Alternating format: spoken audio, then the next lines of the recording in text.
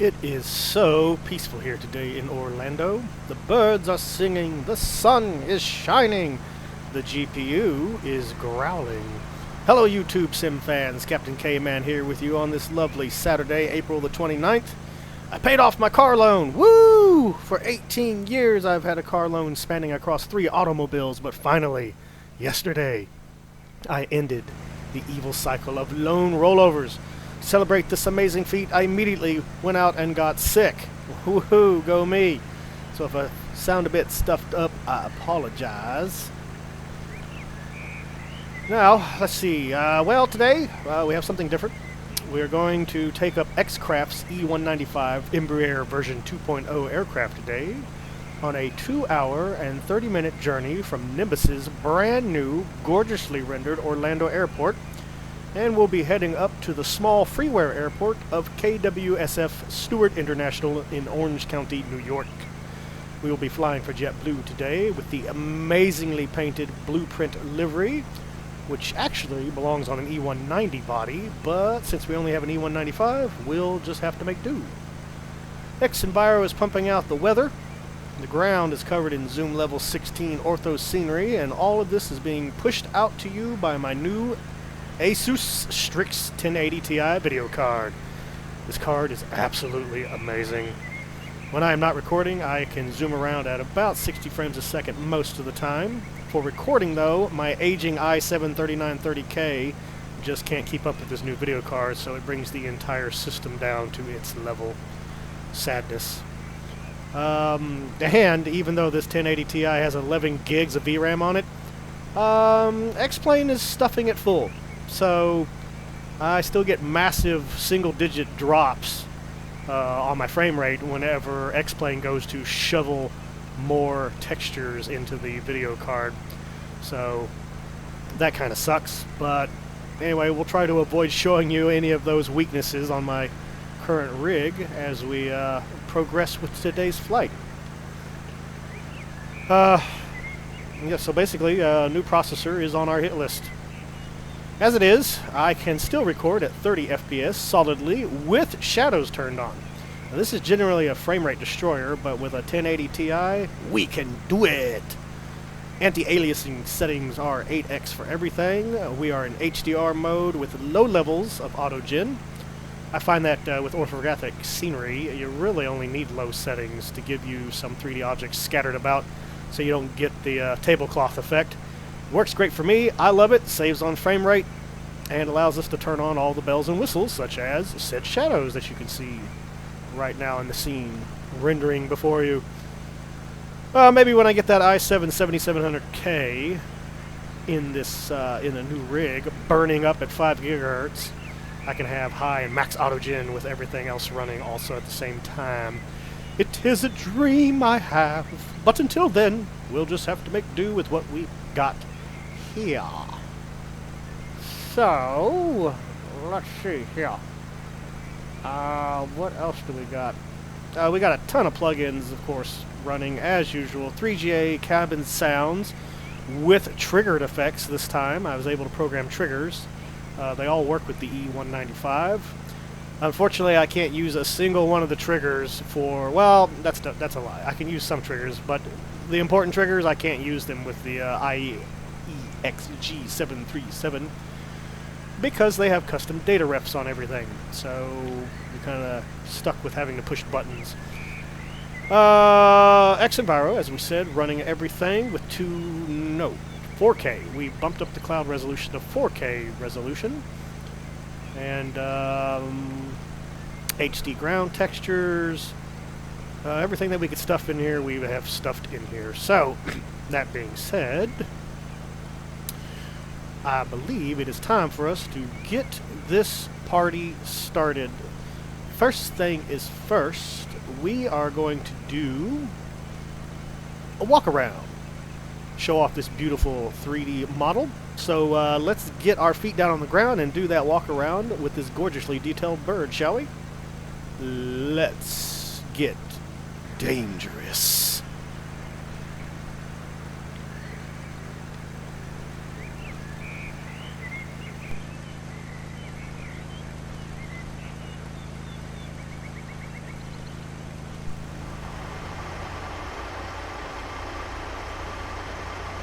Alright, here we are outside of our beautiful E195. We're going to do a walk around here on this beautiful, mostly sunny day here in Orlando. And we'll start on the left side here with our pitot tubes, pilot side. Got to remove these flags here before we depart. I'll do that later. Next, we'll move on back to engine number 1 here. Oh, this paint job is gorgeous. Whoever did this paint job, you are the master. Alright, checking out the engine here, we can see that none of the fan blades are damaged at this time. Everything looks to be in order. So we'll head on down the wing here. No noticeable damage under the wing here.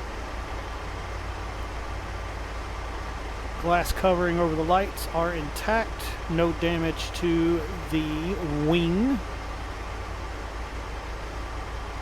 Alright, we'll come up under the wing here, move over towards the flaps area. Quick visual inspection of the flaps. No obvious leakage. The engine cone on number 1 looks to be intact and okay. So we'll take a little step back here away from the aircraft. Get a gorgeous view of this baby. Looks beautiful, doesn't she? Picture perfect there. Alright, moving back here, we'll head towards the tail. We'll check that the APU engine exhaust cone is unobstructed. No damage to the rear lighting. No obvious damage to the elevators or the rudder section. Move around to the other side here. Still checking for visual damage of any kind. She looks to be in good order here. Alright, we'll head over to the right wing.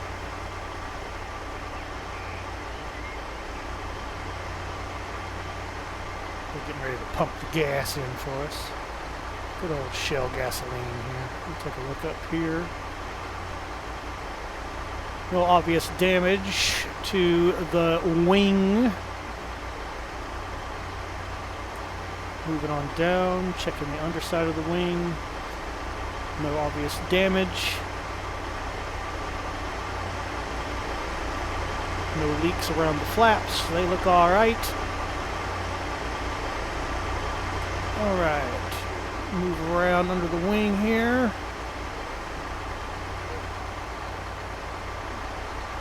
No damage to the front wings.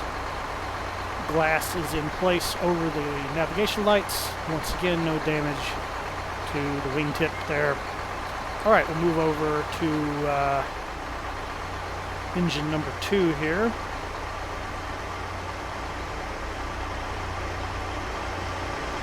Engine number 2 looks to be in good order. No damage to the fan blades that we can see.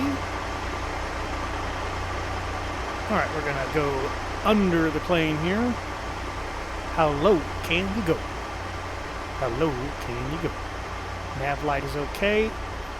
Looking at the left side gear suspension system. Springs look alright. No hydraulic fluid leak.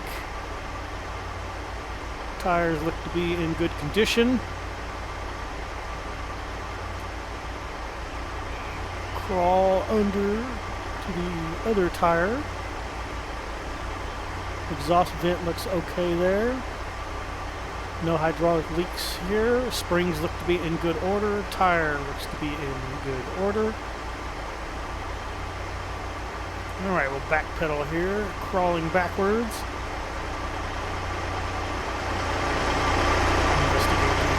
Front landing gear here. Taxi lights are not cracked. Tires look to be in good condition here. No hydraulic leak. Coils look good. Alright. Lastly, we'll take a look up here at the first officer's pitot tubes. Make sure they look undamaged. They're going to have their coverings on board. Alright, we'll get those removed here once we're ready to go. Alright. No damage to the nose from bird strikes or any of that other good stuff.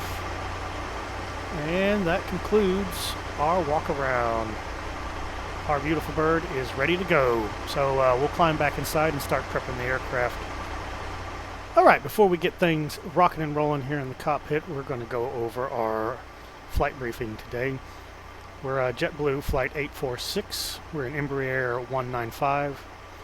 We'll be blasting out of Orlando today, heading up to Stewart International in New York. Flight time today, 2 hours, 17 minutes, somewhere around in there. Departing out of here at 2:15 local time.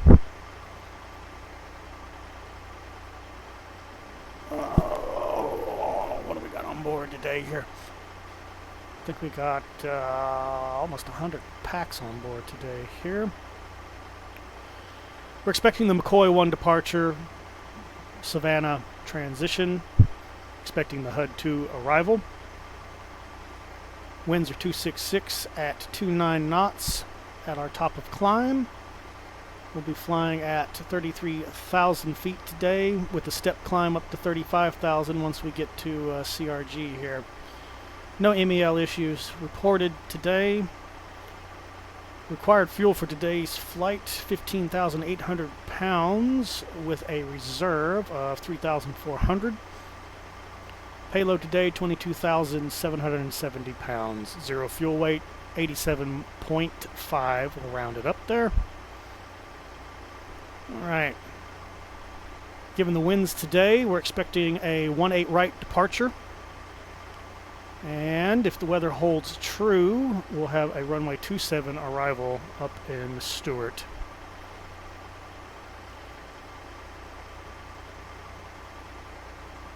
Alright, my first officer today is Klein Chad. We'll just call him the Chadster. I sign my name. Blah, blah, blah, blah, blah. Chad signs his name. Blah, blah, blah, blah. We're fit for duty. We're ready to rock and roll.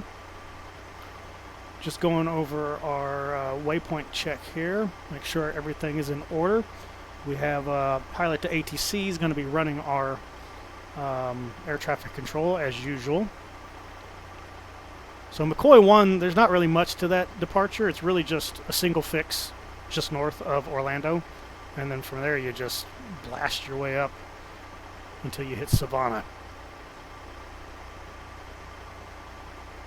Alright, there's Charleston, Frankfurt, Lisa, John F. Kennedy Airport.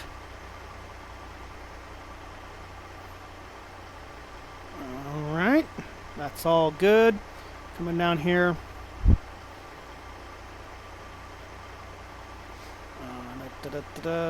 Looking for the more important stuff here.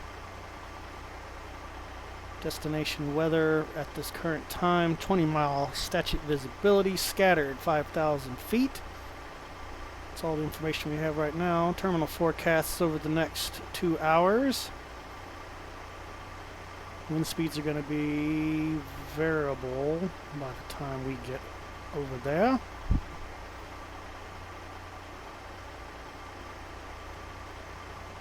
KMCO right now currently has crosswind departure today. Winds are 14 knots at 090.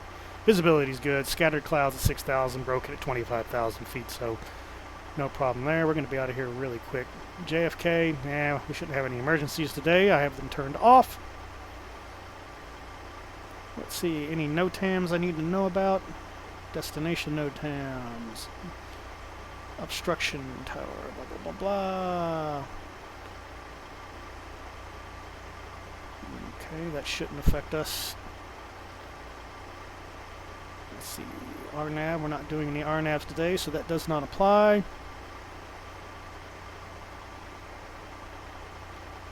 Not us. Oop, back up. Still runway 16 does not apply to us today.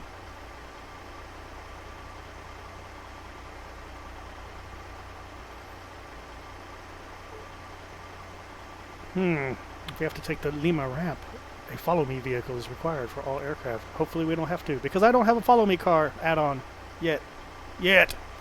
Alright. Well, the rest of the stuff It's pretty much a no-brainer here. We'll take a look at Orlando here. Let's see. Taxiway direction sign is not lit. Not lit. Don't care. It's daytime. Standard markings, airside 2. That's not us either.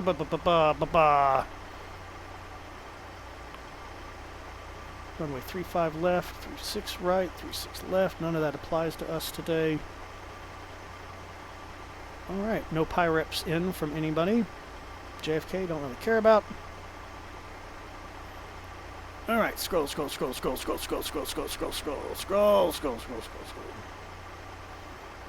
Well, there's a lot of garbage to read. I just want to see final weather briefings. Scroll. Ooh, this is a verbose thing. Okay, there we go. Aha! Alright, so here's our route today. Pretty much going all the way up the coastline. The whole way there.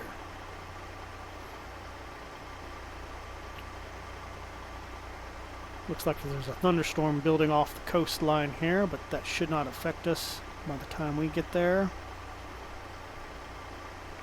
There's our winds. Pretty gusty up there out of the west today, but we should be all right. Alright. There's our side profile. Alright, I'm good to go. We'll let's take a look at our charts here today, and you can see what we're going to be doing. Over to the charts, Dano. Alright, so here's our charts for today. Glorious Navigraph charts. We're at Orlando today. We are JetBlue, so we are over on airside number 1. We're currently sitting at gate number 4 right over here. And we are expecting the 18 right departure. So that means we're going to taxi out Bravo 4 or J1, depending on whatever the tower gives us. Charlie to Bravo 1, cross 18 left, hold short, 18 right, and boom, we are out of here. The McCoy 1 departure today looks like this. Basically, as I said, it's really just a southern, for us today, it's going to be a southern departure. Then it's going to be vectors around for CRG, Craig up here. And then from there, just a straight on shot right up north to Savannah. And we're on our way. So nothing really complicated today. Pretty straightforward. So it should go smooth. Okay, enough of that charty stuff. Let's get into the aircraft and start getting it ready. Passengers are going to start getting on board here in about 20 minutes, so we got to get the aircraft powered on and ready to go. Let's do it. But before we blast out, let's take a look at Windy TV here and just verify all of our winds today. So here's the U.S. It is hauling butt here on the west coast today. But we're down here around Florida. You can see the winds are sweeping in from the south up the coastline here. So we'll put in Orlando and get a zoom in on that. So there's the airport. So yeah, the winds are coming in almost from the east. Closer.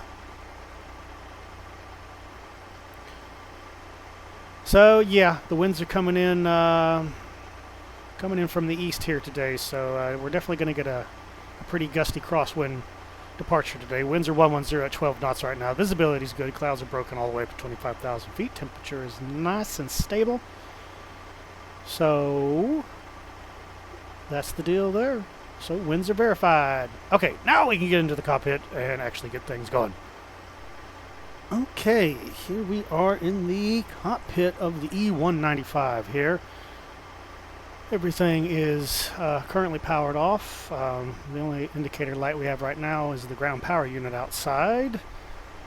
So, the nice thing about the E195, and the reason why a lot of beginning real-world pilots kind of cut their teeth on this class of aircraft is because it's so automated, so easy to get it going.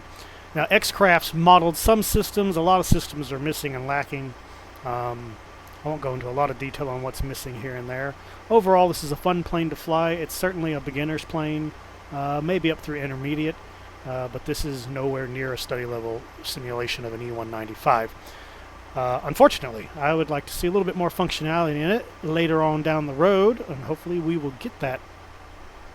So to start with, in a Embraer aircraft, they have this concept where you don't want anything lit. If anything's lit, that means that item is a problem. So we don't want anything lit once we're pushing back and getting ready to take off. Now, right now we don't have anything lit because we don't have any power. The other concept is all the switches at a 12 o'clock position when the aircraft is ready to go. So you see the switch right here, the cross-feed valve, it's at the 12 o'clock position. So we got a lot of switches here that are not at the 12 o'clock position that need to be. So that being said, we are going to start powering up the beast here. First thing we're going to do, get some AC power online. Fuel pumps 1 and 2 and the DC pump online. Come over here, DC power to the buses, and then we're going to turn the batteries on. Battery 1, battery 2. And you'll hear the air conditioning, cooling equipment start to come online here.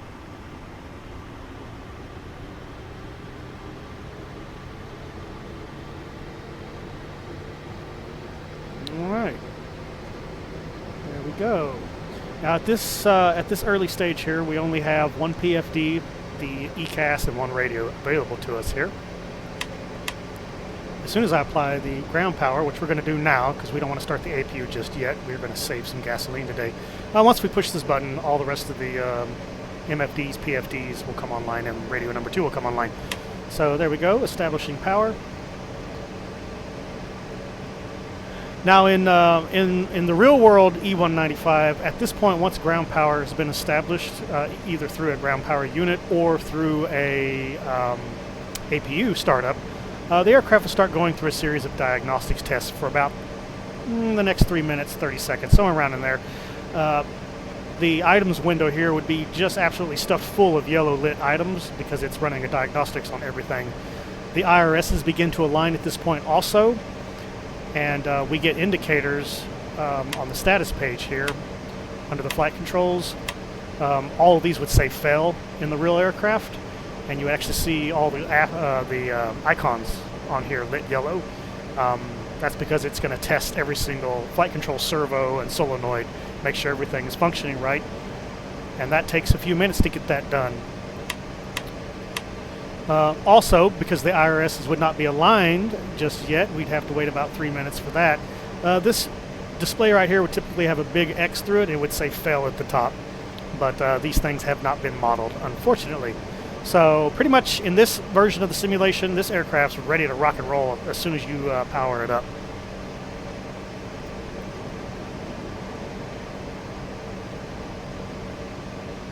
Okay, we're going to turn on our exterior nav light here to let them know we have power to the aircraft now.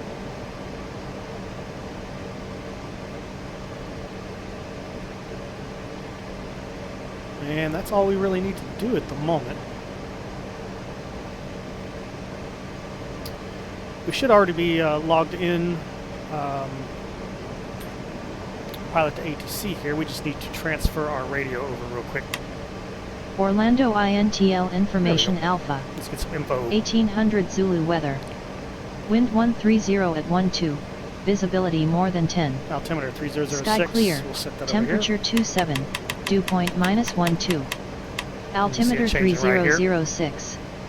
Arriving runway 17 left. Departing runway 17 left. Advise on initial contact. You have Alpha. Unfortunately, pilot to ATC is not aware of the operations of this airport, so they gave us 18 right. And as we don't have any AI traffic currently running out Orlando here, INTL information everything is static. Bravo. We're going to ignore the airport's Wind procedures for the 130 day at and just use pilot to ATC's Visibility procedures. more than 10. Sky clear. I got information Bravo, that's all we need right now, so I'm going to swap the radio over to clearance delivery. We don't need to talk to clearance delivery just yet, because we got about 18 minutes until we got to get out of here. We'll probably call them in about 8 minutes here. In the meantime, we're going to get in here close. We're going to start getting the FMS ready to go. So it took me a few days to learn how to program this guy. It's pretty intuitive and pretty easy to use once you spend a little bit of time with it. Coming from a Boeing 737, this is quite a bit different than setting up that FMS computer. So first things first here, we need to initialize it. So the data's been initialized for this aircraft. Check our status outside. All that looks good for the moment. And we're going to go ahead and just start digging right into our flight plan today. First things first, we need to put in our departure. So that's going to be Orlando here. Kilo, Mike, Charlie, Oscar. And we'll plug that in down here. And now our aircraft knows where it is in the world. We're going to select the runway for departure today. According to our flight plan, that's going to be 18 right. So we use our little selector knob here to go down to 18 right and put that in. I see that the Navigraph still hasn't fixed that little problem. As far as the data goes in the X-plane, I don't have the McCoy 1 departure here. And I should have the McCoy departure, but I don't. So what we're going to have to do is put it all in by hand, unfortunately. And we don't have any transition to set, so we're going to have to set everything up manually for this one. That's easy to do. We can go over here to add waypoints, and we're going to start prepping things up. Now I need to get my paper flight plan here in front of me real quick, because the FMS on the E195 requires you to identify what kind of fix you're putting in. Is it an airport? Is it a VOR? NDB? Is it just a regular old waypoint floating out in the middle of nowhere? So we got to give it all this information. So our very first waypoint in our flight plan today is Craig, which is CRG. That is a VOR station. So I'm going to select VOR. It'll change to VOR up here. And we will put in CRG. And we will plug that in right there. And that's Craig over Jacksonville. That is a Vortex station. That is correct. Now the other thing that we need to do right now is we need to plug in our altitudes and stuff. Now according to my flight plan, by the time we reach this waypoint, we should already be at our first step climb of 33,000 feet. So I'm going to put that in right here as the altitude, and then I'm going to save that. And there's waypoint number 1. Waypoint number 2 on the McCoy departure is a fix. So we're going to click fix here, and we're going to put in VYAP. V-I-Y-A-P. We're going to click that right there. And you'll notice it brought the altitude in from the previous waypoint, which is good because at this point, this is where we should be. And hang on. That's not where we should be. Okay, VAP is where our step climb begins. So we actually need to come in here and put 35,000 feet.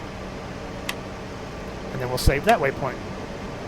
And it's all automatically progresses to waypoint number 3. Waypoint number 3 is Savannah. And that is a VOR station. Put that in right there. And we're going to save it.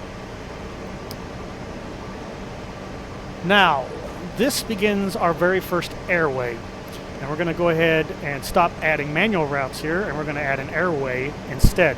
The last waypoint that you entered is the last waypoint that's going to be in the flight management computer's memory bank. So that needs to be the start of your airway. So Savannah is the start of our airway. We're going to click here, and you'll see this big long list of airways.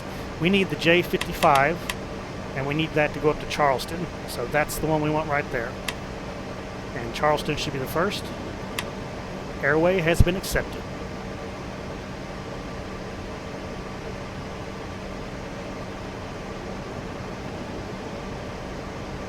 All right. Now the nice thing about that airway is it terminates in Charleston, which is another airway start. So because Charleston was the last waypoint in that last airway, we can just click airway again, and this brings up the Charleston Airways. And now we need J55, which I think is on the next page actually. So we'll click next page. There's J55, and we need the Savannah transition. No, wait, not the Savannah transition. I'm going to get us all killed. Hang on, I may be screwing up the universe here. Back to the top. Where's my main flight plan? Oh, okay, herpaderp. We need the J55 from Savannah here, but this airway terminates at JFK, does it not?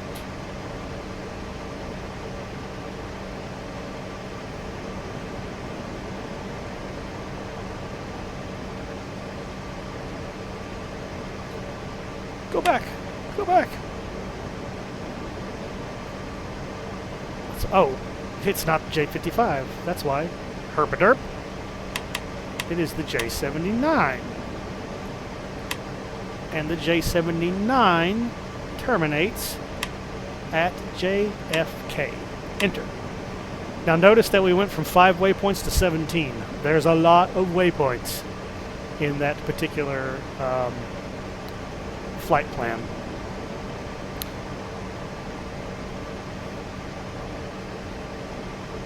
Okay, so that's entered. Now we need to go back because JFK, from there we need DPK. Actually, we don't need to do anything because we can go to the arrival page here, actually. We can put in our arrival. Kilo, Sierra, Whiskey, Foxtrot, that's Stewart International. We're going to select our runway for landing today, which is 27 according to our paperwork. That is a star arrival. That's the HUD 2.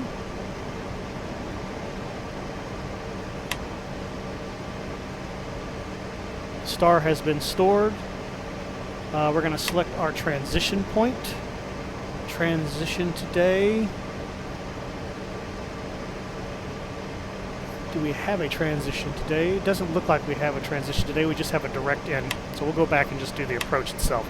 This is going to be an ILS into 27, so we'll select that as our approach. Now I'm going to come back here, and I'm going to take a look at that star and make sure it looks right. So that airway coming in from Charleston to JFK,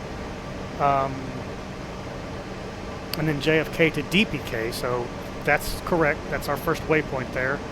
Mad, Briss, PWL, Tressa, Malone, Popeye, and there's the main airport itself. And this is our final approach fixes coming in here. Alright, I'm happy with that. Now, if you're new to the FMS on the E195 here, you do not want to click execute just yet because now we have to tell the aircraft the performances for today's flight. So I'm going to get my paperwork here. I'm going to get my fuel totals. We need 15,800 pounds. So that's, what is that? That's 7750, I think, if my math doesn't suck. I need 77 in the left tank and 775 in the right tank.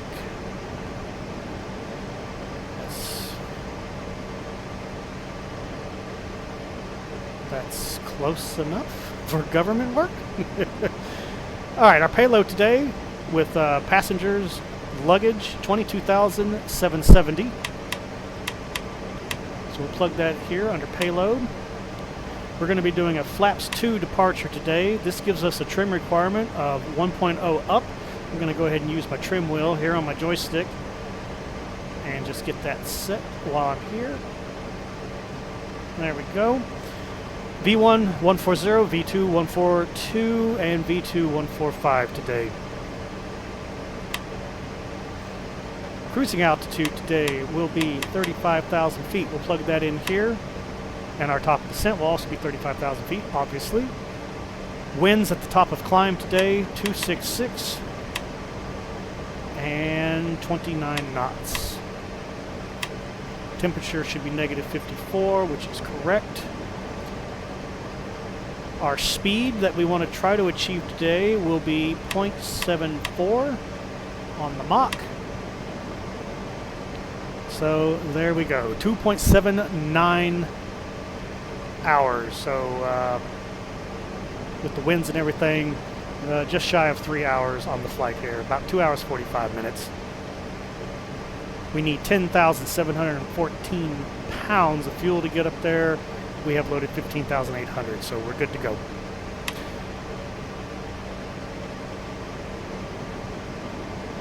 Now this is our approach. These numbers will change as we burn off fuel and this number starts to change on us. And so once we start getting near that, that's when we'll start to worry about this page here. So with preferences loaded and flight plan loaded, we can go ahead and click execute. Plan is now done. And now I can go into route edit here and take a look at the final routes. So 33,000 at Craig, 35,000 all the way there up to New York. Next page, please.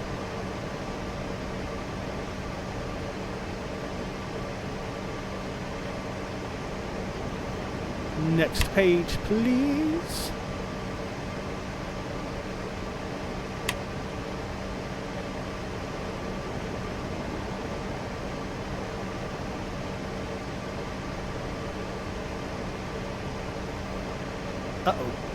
Uh-oh, we got a problem here. Houston, we have a problem. My star did not load.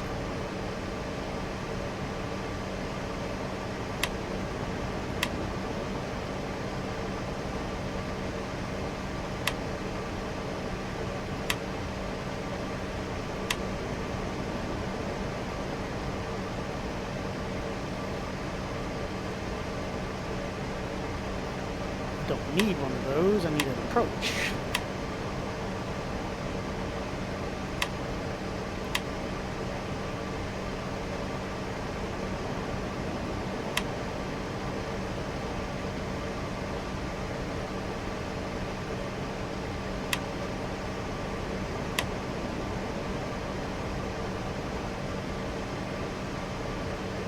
Why are you not setting the star approach?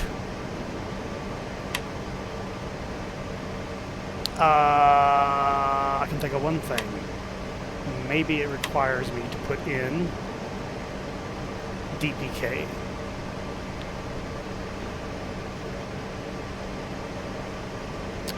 Where are you at, DPK? DPK, you are a VOR station. All right. DPK.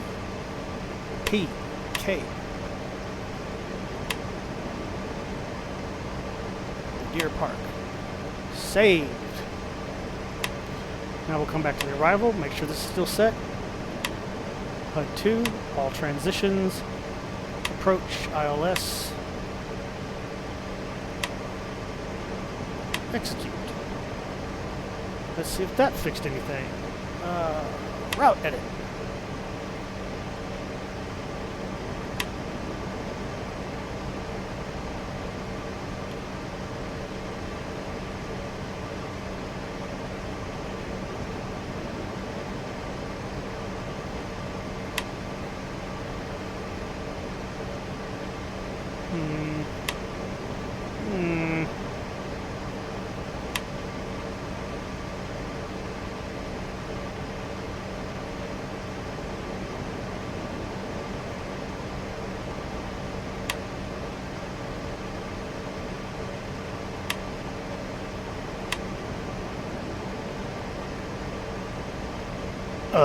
Maybe it doesn't show the star on that page. Well, we'll see if this becomes hilariously bad once we depart. It should be loading that in here. Oh, I didn't initialize the data. That's why. I forgot to do that. I think. Don't quote me on that.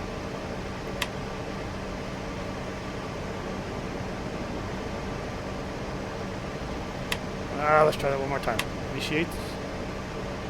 Arrival. 27. Stewart. KSW. Runway. Let's just make sure. We'll move on with our lives here. Don't have a transition on the approach today. Just the ILS approach.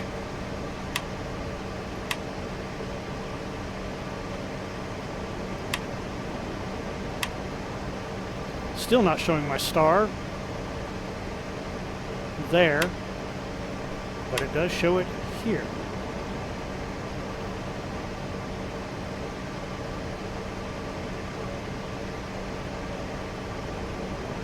And that may be the way it's supposed to work. So, like I said, I'm still new to the aircraft. I'm not an expert yet, but we're going to assume that it's going to switch over to the star waypoints once it hits DPK here. Now, I'm checking my paperwork here real quick. Right as we hit DPK, we should be at our top of descent point. So we need to start coming down. And we're doing the flight planning thing here, so we need to load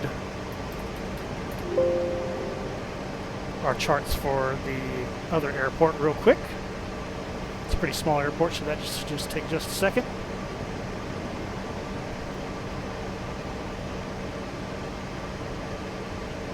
And it has loaded.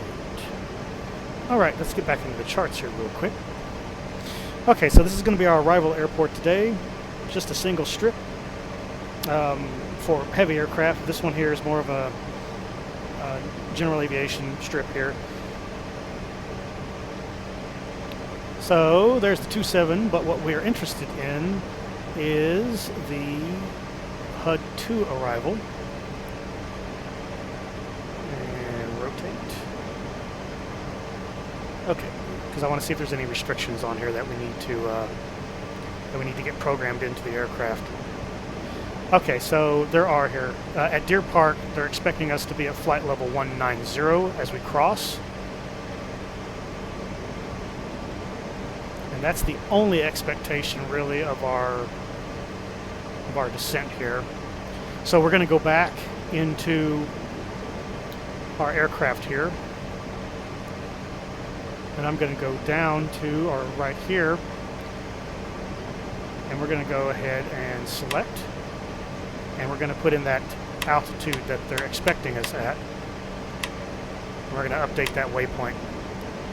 Now the thing is, if we want a good flight plan from this point on, we have to go in here and change all of these. So I'm going to do 2,000 foot steps all the way down.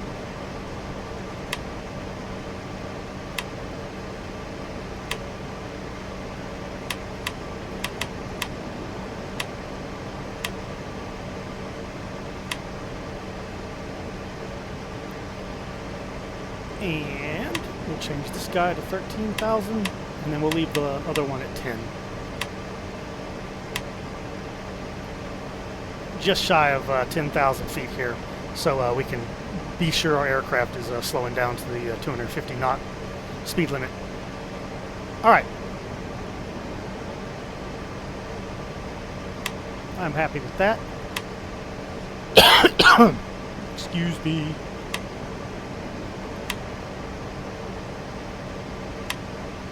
All right, we're good to go. Progress page.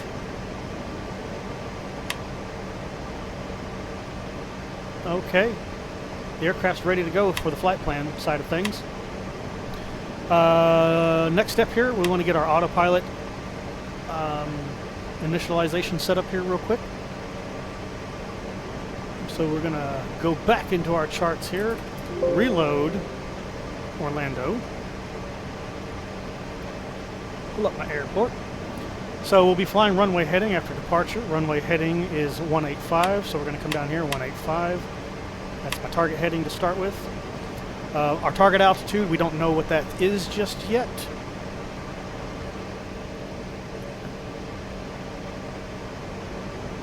Initial speed will be 210 knots, and we're going to shoot for an 1,800 foot per minute vertical shot straight up there.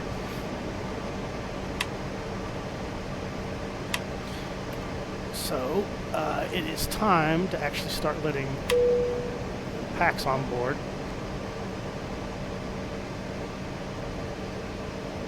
And we'll go ahead and start the APU here.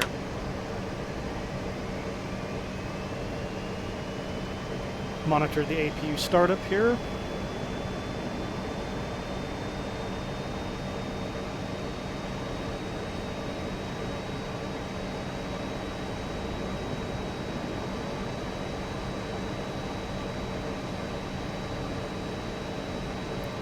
Got 100%. 100% is good. All right, we're going to switch over to APU, turn off the ground power unit.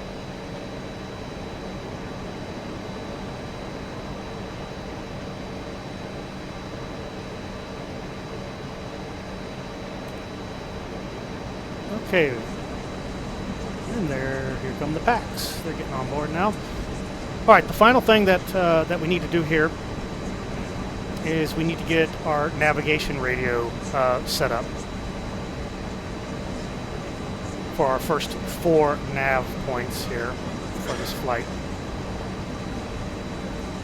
So Craig has the first. We're going to come down here. Now, we do have a radio stack right here, but I kind of consider this the alternate version of doing this stuff. I'll use it occasionally on this flight, but mainly I do my radios here through the FMS. So 114.5, and we'll go ahead and flip that. That's our very first. VOR Savannah will be our next. That's 115.905. We'll plug that in here on the standby VNAV, or VNAV, nav1. On radio 2, we'll put in Charleston. Right here on the scratch pad, flip. And then Tango Yankee India will be our 4th radio. Nav radio. That is 117.8. We'll put that in the scratch pad. Alright, we're good to go there.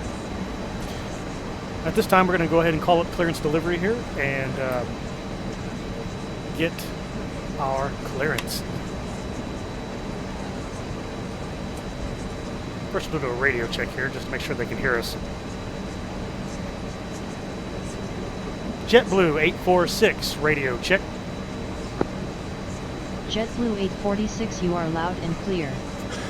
Awesome sauce. JetBlue 846, ready to copy IFR clearance.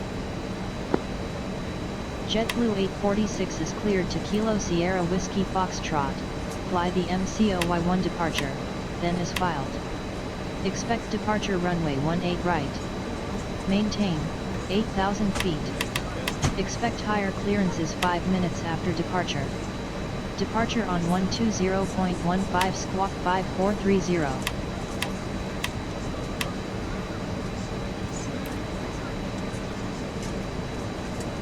JetBlue 846 is cleared to Kilo Sierra Whiskey Foxtrot. Fly the McCoy-1 departure, then is filed. Maintain 8,000 feet. Expect higher clearances 5 minutes after departure. Departure on 120.15 squawk 5430.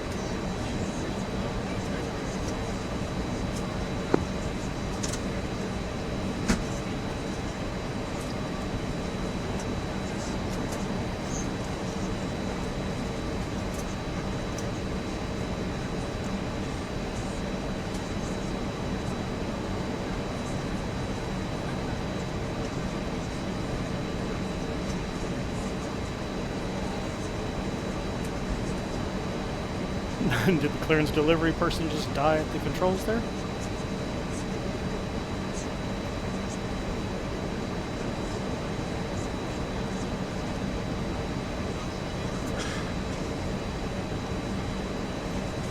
JetBlue 846, read back correct. There she goes. Altimeter 3007, contact ground on 121.8 when ready for pushback. Have a good afternoon. Altimeter 3007 and ground on 121.8, JetBlue 846.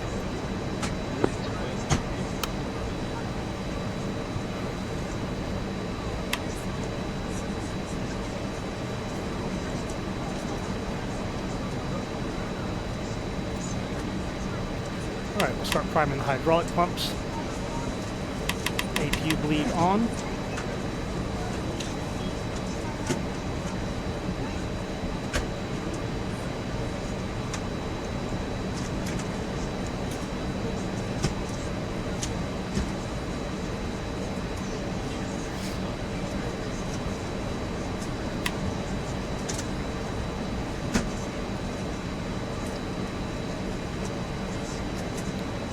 Systems check here while the packs finish getting up their luggage and stuff.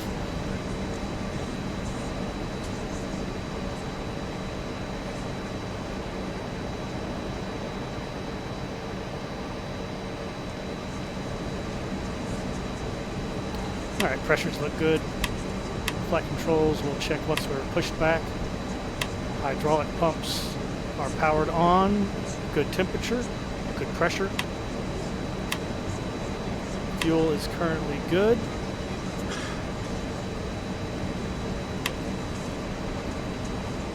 I see a little bug. The APU is currently running, so this should be lit green and we should be losing fuel.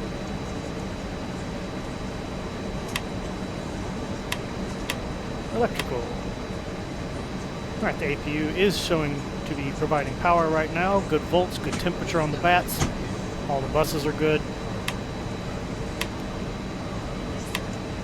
Air pressure system is currently on auto. Packs are currently not armed. And anti-ice is not required.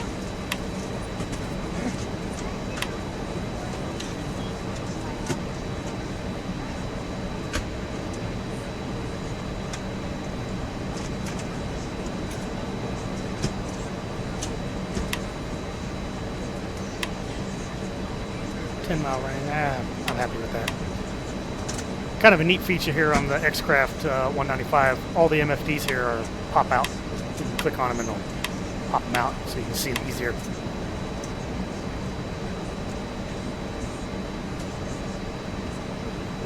Alright, autopilot is verified, so we can go back. We can officially hit up the progress page now. And we're just about ready to get out of here.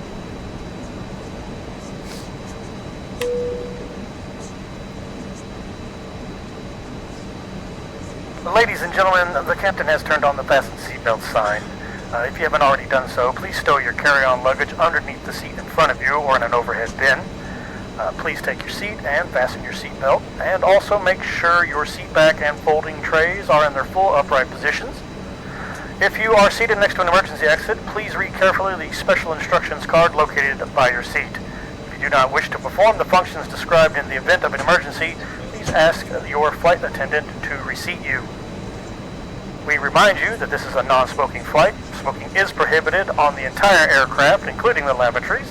Tampering with, disabling, or destroying the lavatory smoke detectors is prohibited by law. If you have any questions about your flight today, please don't hesitate to ask one of our flight attendants. Thank you.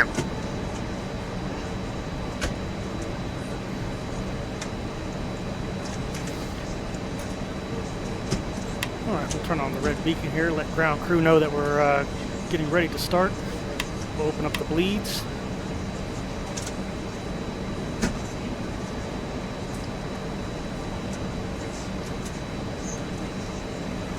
We just need to wait for the packs to finish up back there.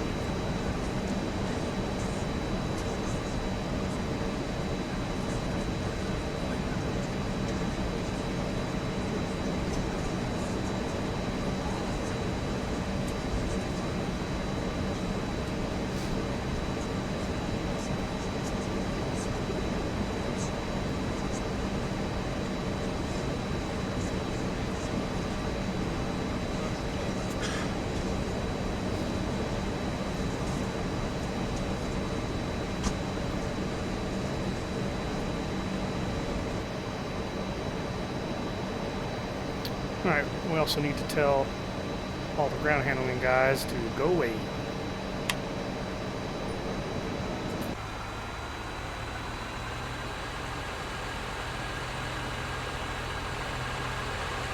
Bye-bye. Thanks for servicing us.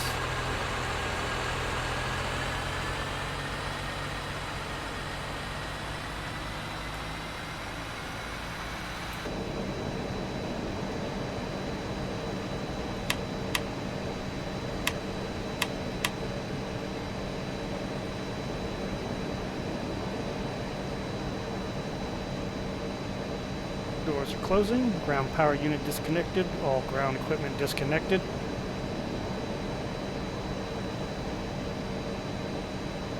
Alright, RTO activated. No warnings. Alright, let's contact ground here. JetBlue 846, ready for pushback and engine start. JetBlue 846 pushback and engine start approved. Pushback and engine start approved. JetBlue 846.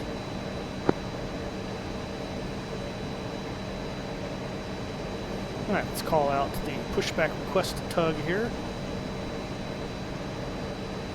We need to go outside the plane for this one.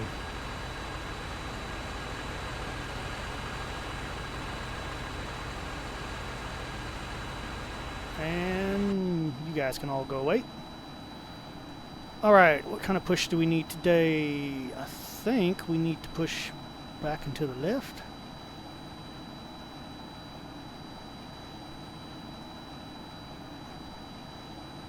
Right about there should be good. We're going to be taxiing out that way, most likely. Roger. Understand pushback with left pivot. 40 meters. Please confirm brakes released. In just a second. Let's get them rudder pedals up here so we can actually do all this stuff. Alright. Roger. Thanks. Pushback will begin shortly. Alright, we are on the push. We won't do an engine start until we're pushed all the way back here.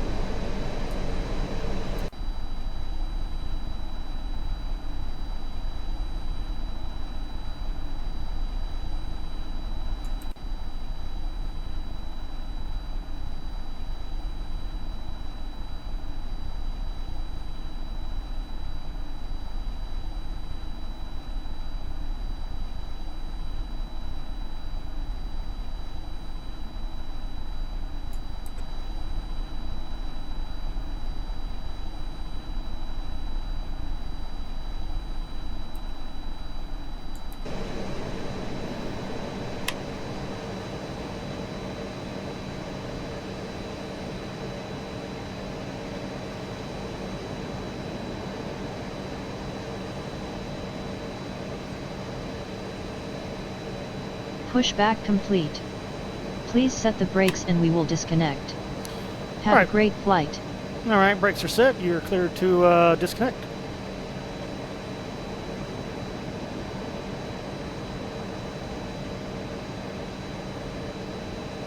Wait for the clear here.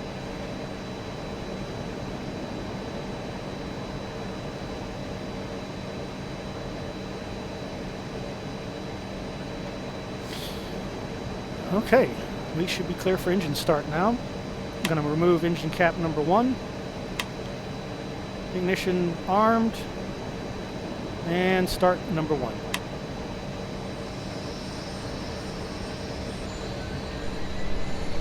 She's kicking over. Close the cap.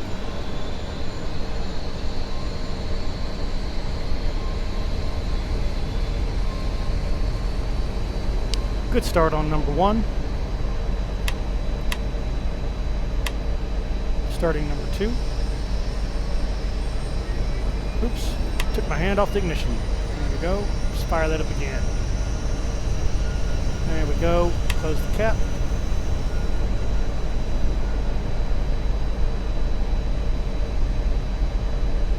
Good start on number 2. Flight controls check. Also, give me flaps 2, please. Flight control check.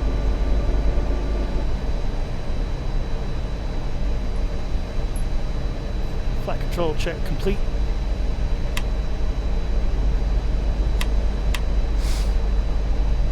Alright. Bleeds to both. Packs on. Windshield heat on. Ice protection on.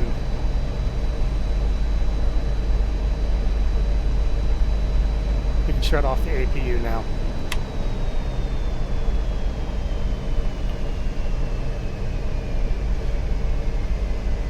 Alright.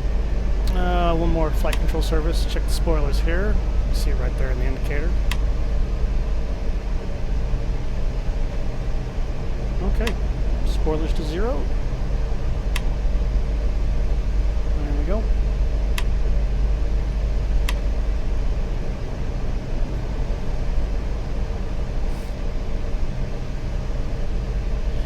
JetBlue 846, ready to taxi, runway 18 right.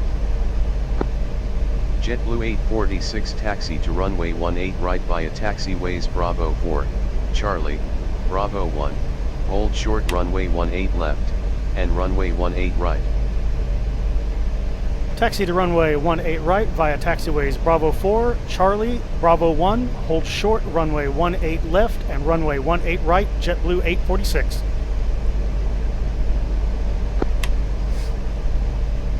Alright, brakes off. And here we go.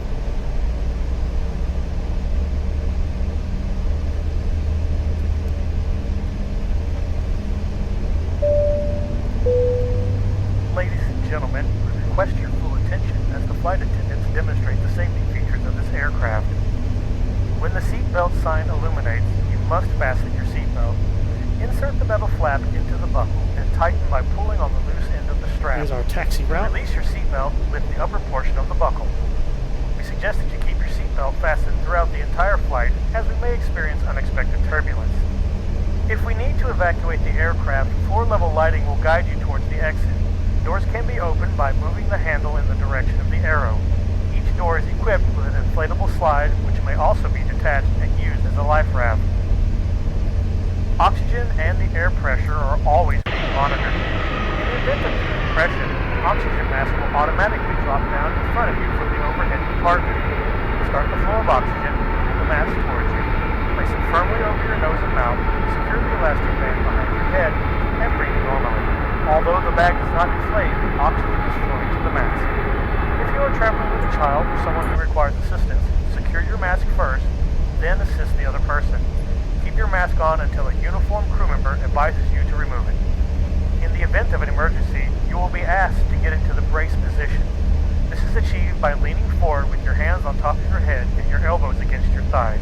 Ensure that your feet are flat on the floor. A life vest is located in a pouch under your seat. When instructed to do so, open the plastic pouch and remove the vest. Slip it over your head, passing the straps around your waist, and adjust at the front. To inflate the vest, pull firmly on the red cord, only after leaving the aircraft. If you need to refill the vest, blow into the mouthpiece. Use the whistle and light to attract attention. Also, your seat bottom cushion can be used as a flotation device. Pull the cushion from the seat, slip your arms into the straps, and hug the cushion to your chest. At this time, your portable electronic devices must be set to airplane mode for the duration of the flight, as such devices may interfere with the electronic equipment on board this aircraft. We remind you that this is a non-smoking flight. Tampering with, disabling, or destroying the smoke detectors located in the lavatories is prohibited by law. You will find this and all other safety information in the card located in the seat pocket in front of you. We strongly suggest you read it before takeoff. If you have any questions, please don't hesitate to ask one of our crew members. We wish you all an enjoyable flight. All right. Coming up on the 18 left turn up here.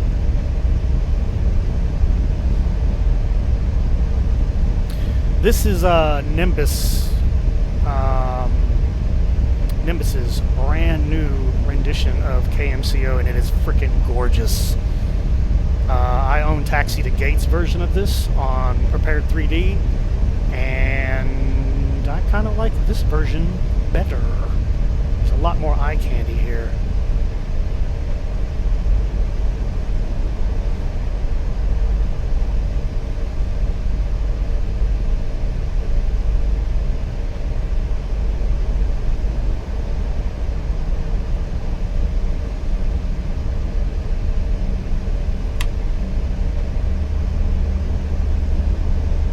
JetBlue 846 clear to cross runway 18 left.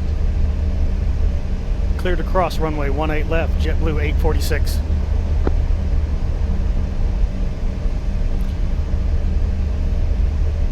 Clear on the left, clear approaching on the right. 18 left.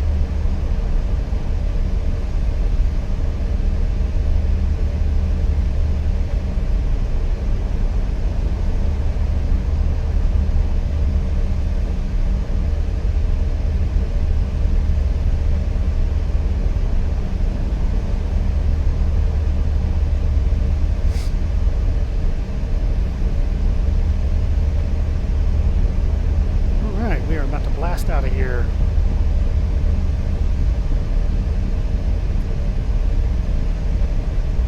JetBlue 846 contact tower on 124.3. Enjoy your afternoon. Tower on 124.3, JetBlue 846.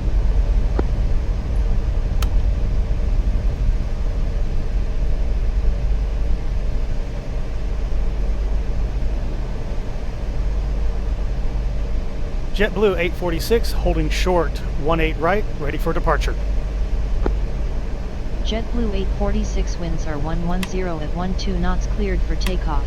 Runway 18 right, squawk 5430. Oops, I forgot to turn on the transponder again. Clear for takeoff, runway 18 right, squawking 5430, JetBlue 846.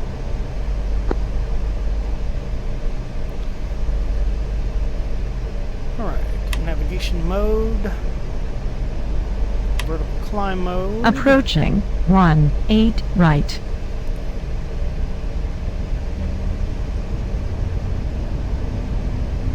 Alright, strobes on, taxi off, lights on.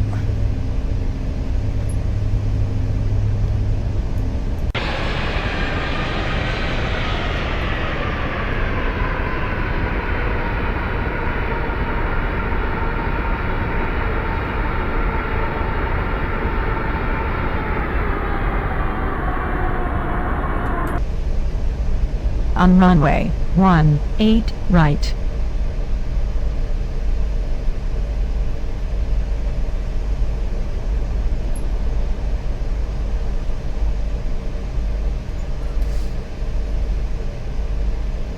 Cabin crew, take your seats for takeoff, please. Should have told them to do that before we got on the runway. Alright, final checks. RTO, all switches are dark.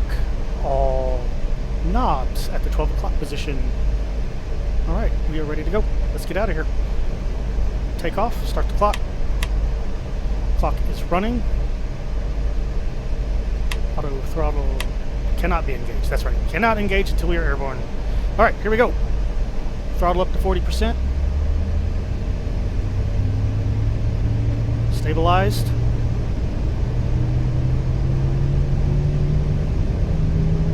Toga. Don't know if this aircraft has toga. Whoa! Whoa, whoa, whoa, whoa, whoa, whoa, whoa, whoa, whoa, whoa, whoa, whoa, whoa, whoa, whoa. Alright, toga does not work right on this aircraft. Brake, brake, brake, brake.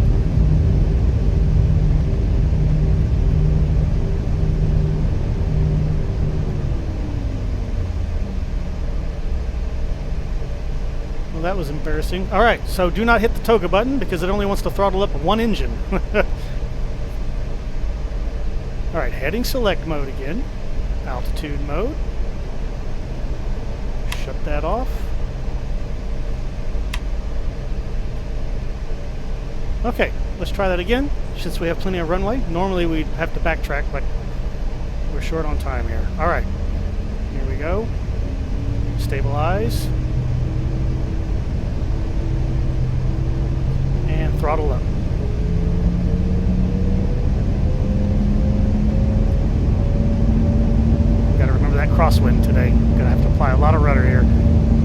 Speed is allied. 9,000 feet remaining. 80 knots. 8,000 remaining. 7,000 remaining. V1. Rotate. Rotate.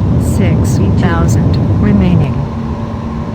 Up, up, up, up, up, up, up, beast. All right, positive rate, you're up.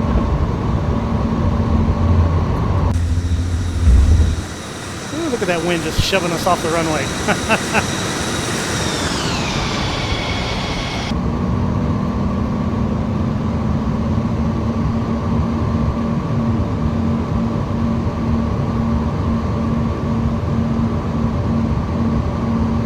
Okay. Auto throttle on. Autopilot engage.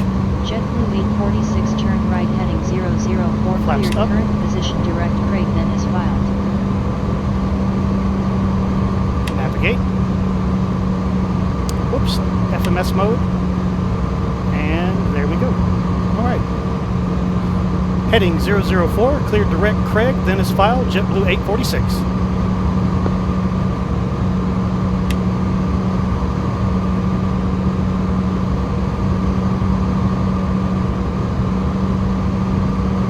We are in the climb here.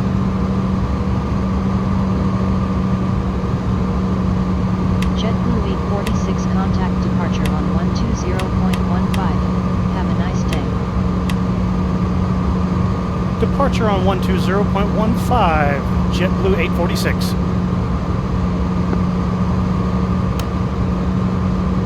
JetBlue 846 out of 4,000 feet for 8,000 feet. JetBlue 846 good afternoon. Radar contact.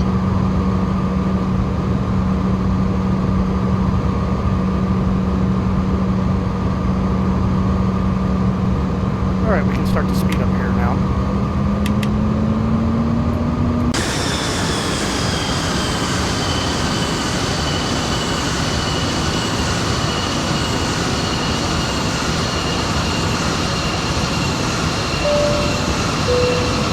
Ladies and gentlemen, we're currently climbing to our cruise altitude. Please remain in your seats with your seatbelt fastened until the seatbelt sign is extinguished. Thank you.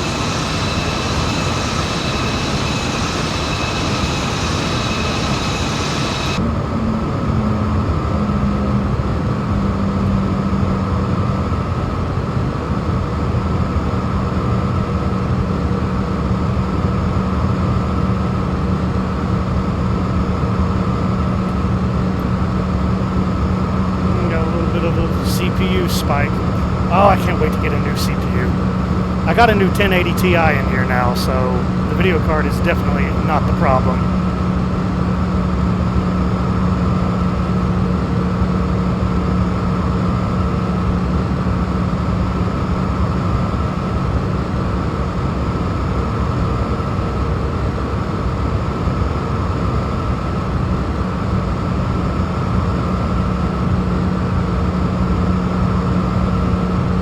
JetBlue 846 climb and maintain 17,000 feet. Climb and maintain 17,000 feet. JetBlue 846. Alright, we'll get our speed up here to 50 knots.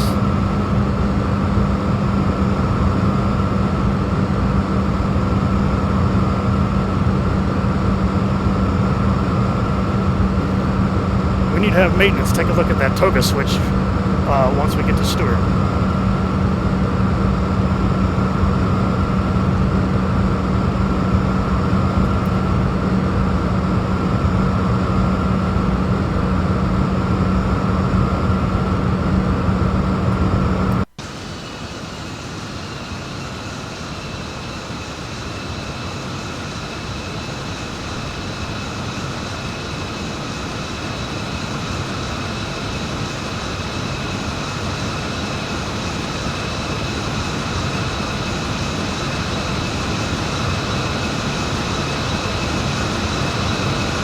I freaking love X-Plane 11.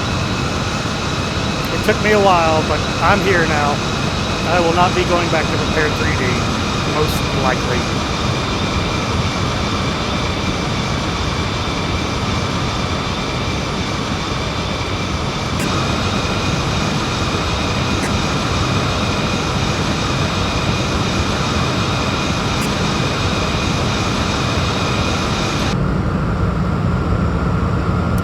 7,000 feet. Landing lights off. We can speed up now to 300 knots.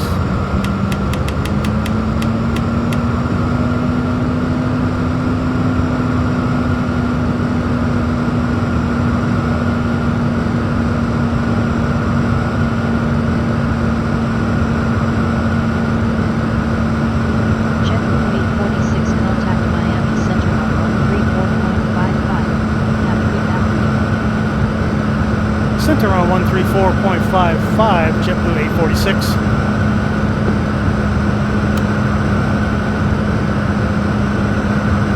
JetBlue 846 out of 12,000 feet for 17,000 feet. JetBlue 846, good afternoon. Radar contact.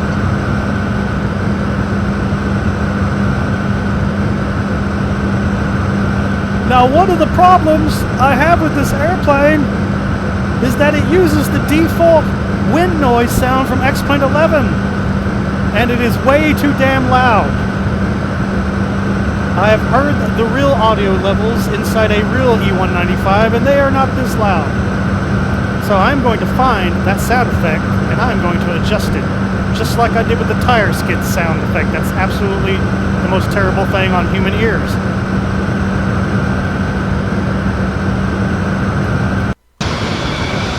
Alright, well, not much to see now that we are airborne, so we'll come back once we're doing our Cockpit descent.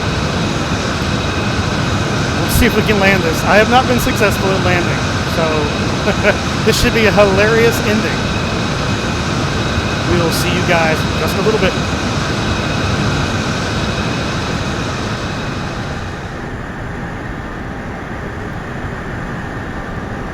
Alright, welcome back.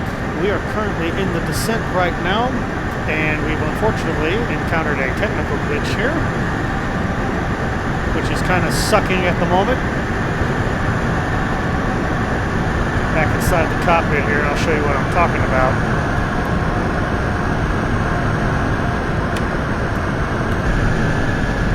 So we're currently descending here,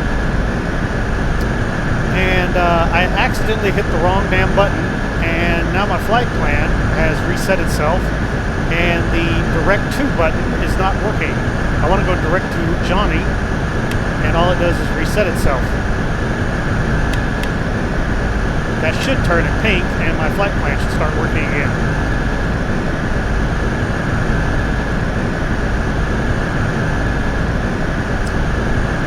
But it is not doing it. So now we're going to have to manually fly this plane all the way down to the runway. Ladies and gentlemen, as we start our descent, please make sure your seat backs and tray tables are in their full upright position. Make sure your seatbelt is securely fastened and all carry-on luggage is stowed underneath the seat in front of you or in the overhead bins above. Flight attendants are currently passing around the cabin to make a final compliance check and pick up any remaining cups and glasses you may have. Thank you for your cooperation.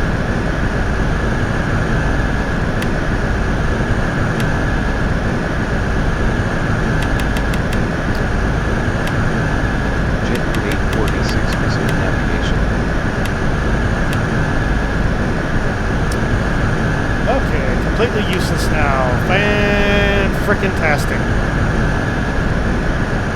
Resume navigation, JetBlue 846.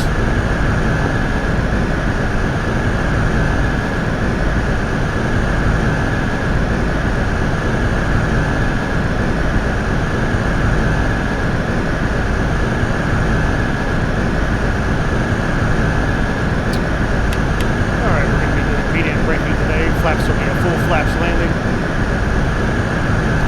We're going to do the ILS 27, but weather permitting, we'll just switch over to a visual.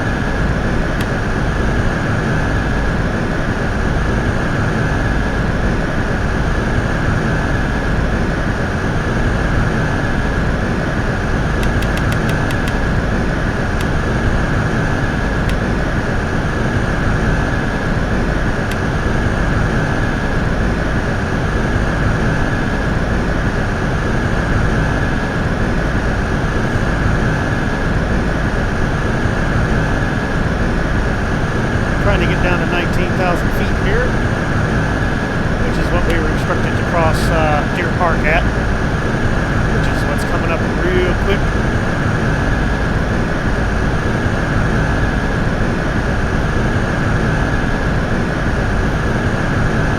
We've got our ILS frequency set in our nav radios. A lot of fact good that's going to do us now, since I can't get the flight plan to advance to the waypoint where we're actually at. That's a nice little bug.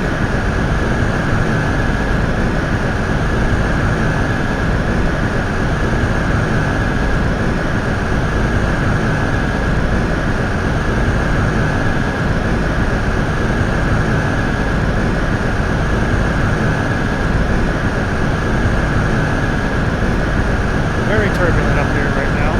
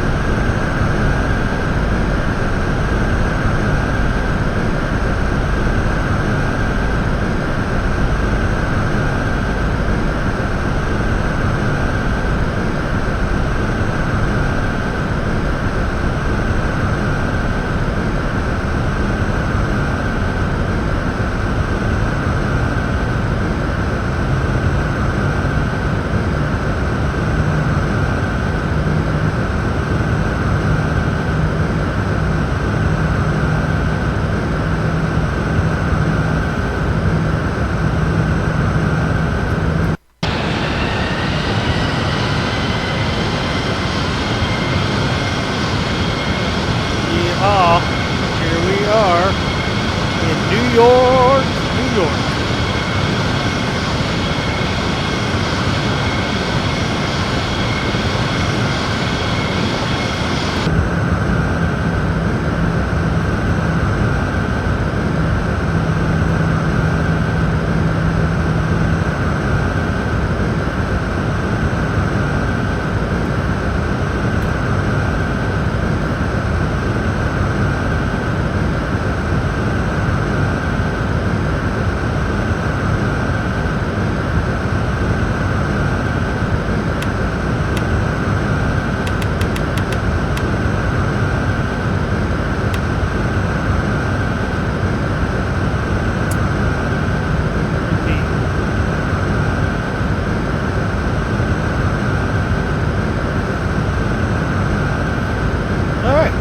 Babysit the autopilot yet again.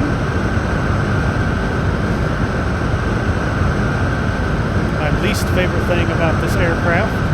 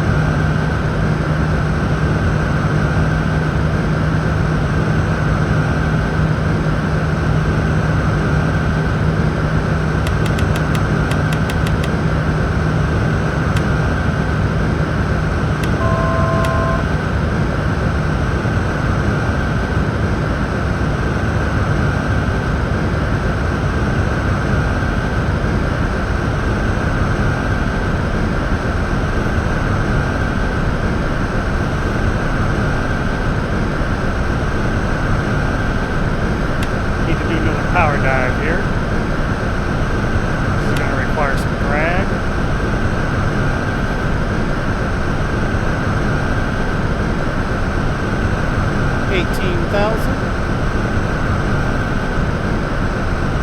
I do not know what the pressure rating is right now, where we're going.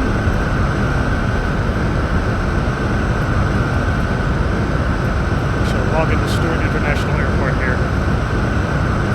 3004.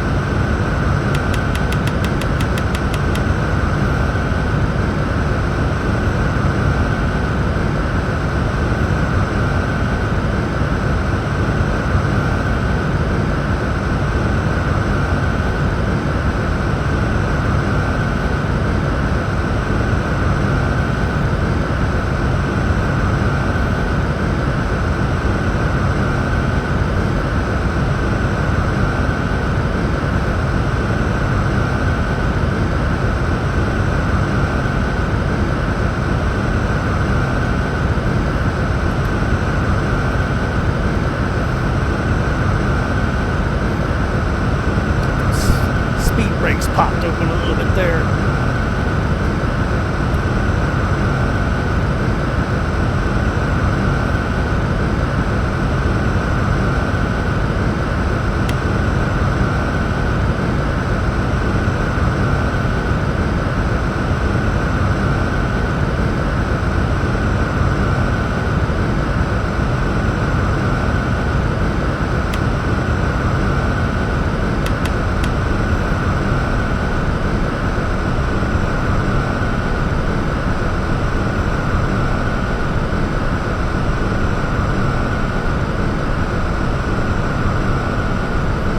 Alright, out of 13,000 feet now. Making good progress here.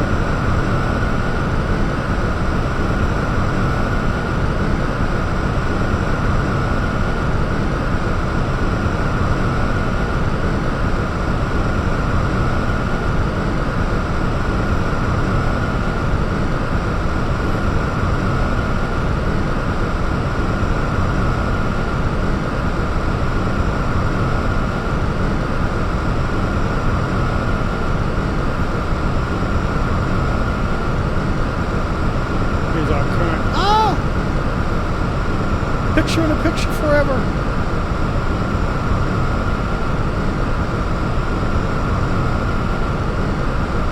Alright, 27 is indeed the active. Given our winds here. The winds are pretty light.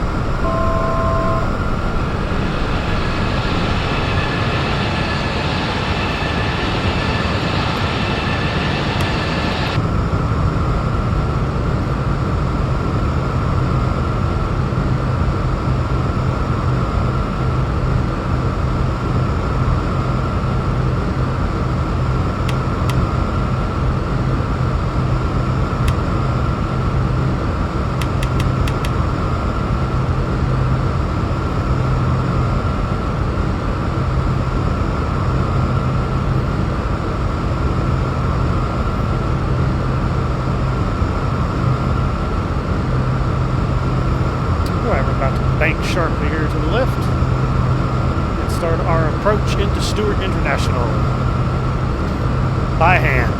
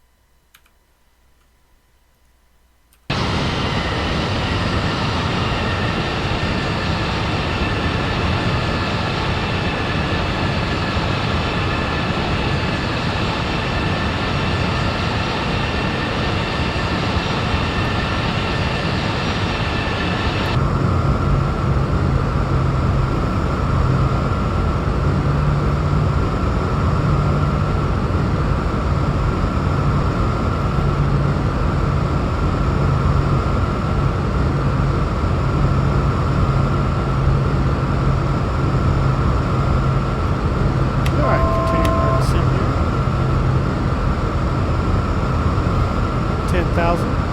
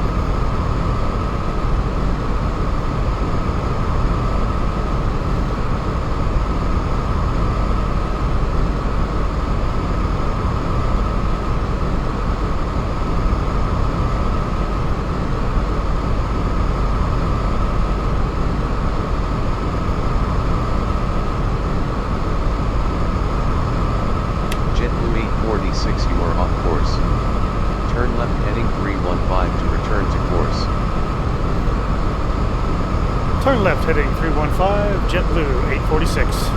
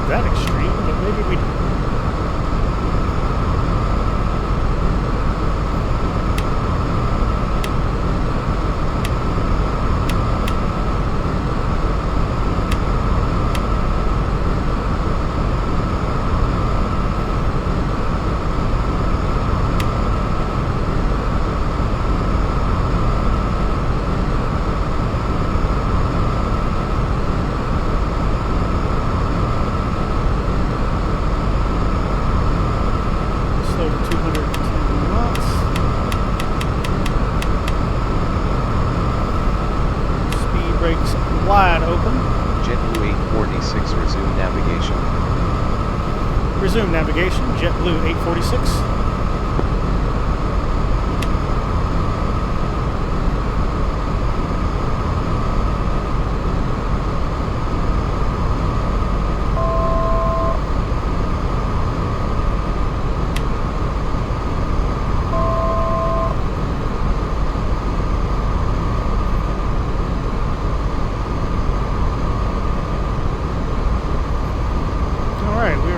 3,000 feet now. Getting closer to Stewart International here, just about another 5 minutes.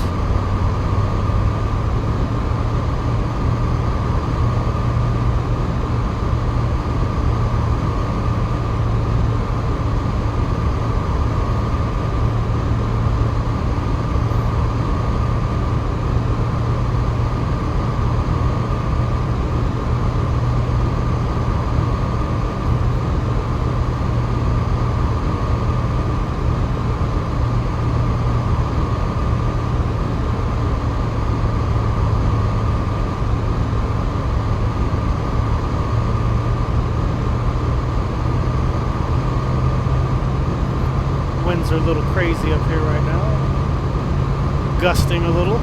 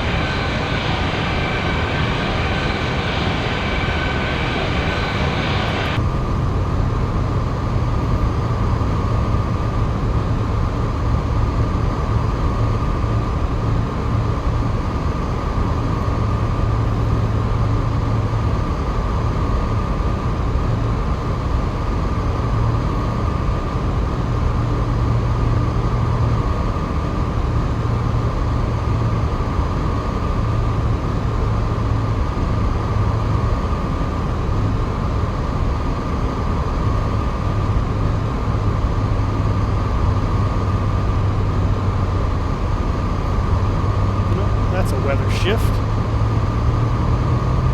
Oh, X-Plane 11, your weather. How I wish you were Skyforce 3D or Active Sky Next. Everything else I love about you, but your weather engine. Way too harsh of shifts from one VTOL to the other.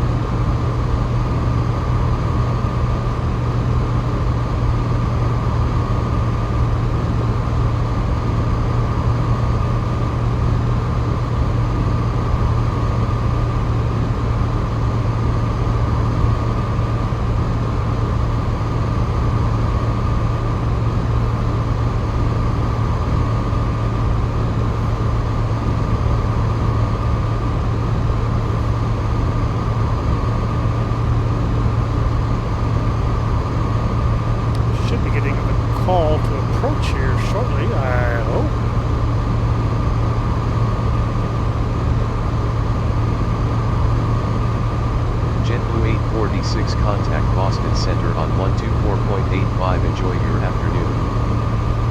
Center on 124.85, JetBlue 846. JetBlue 846 with you, 3,000 feet.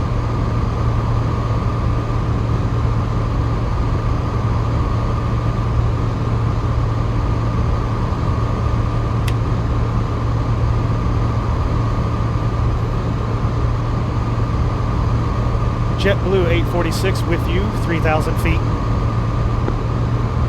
JetBlue 846, good afternoon. Radar contact.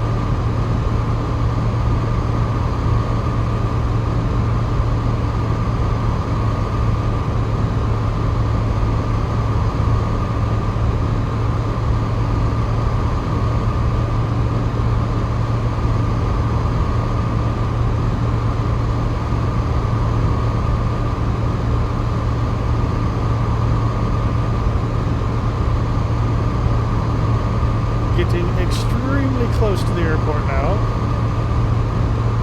Come on, give me the call to go to approach, please. Please, I beg you, please.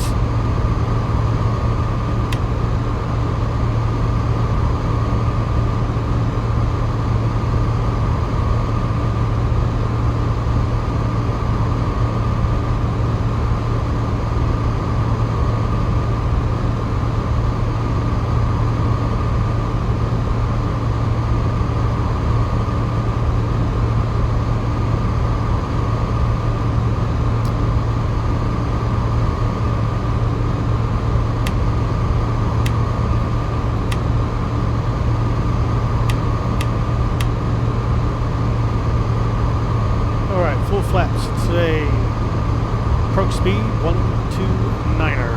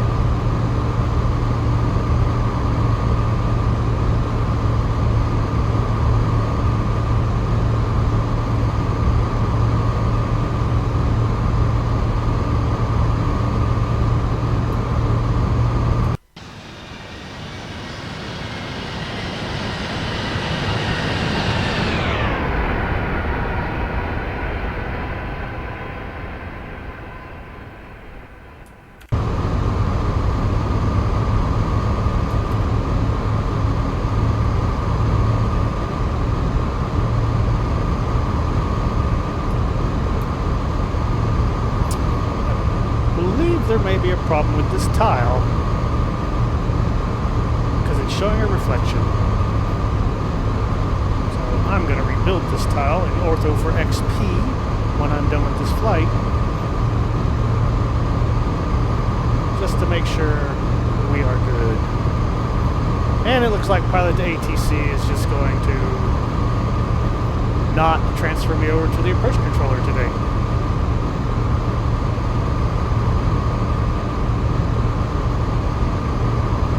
Maybe I'm just not 35 miles from the airport yet.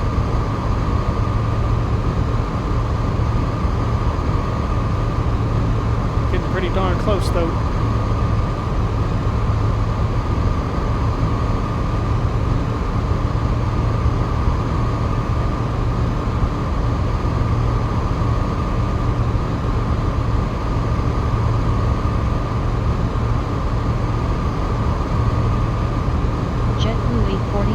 There we go. New York departure approach on 132.75.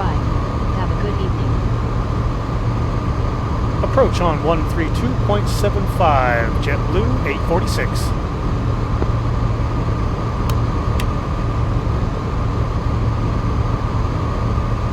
JetBlue 846 with you 5,000 feet. 3,000 feet actually. JetBlue 846, good evening. Radar contact. Continue descent via the HUD to arrival. For the ILS approach to runway 27 at New York St. Newark International. Continue descent via the HUD to arrival for the ILS approach to runway 27, JetBlue 846. JetBlue 846, sorry, I don't have that frequency. I didn't ask you for a frequency.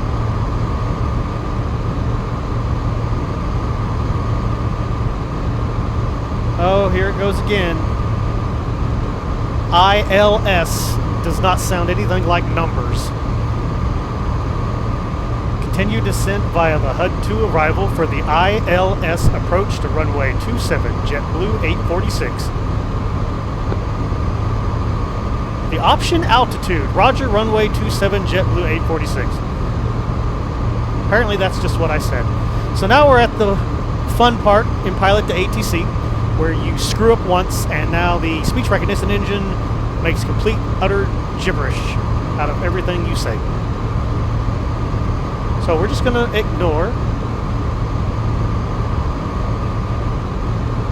pilot to ATC for the rest of the flight, unless it transfers us over to the tower. which case, we'll then listen to them.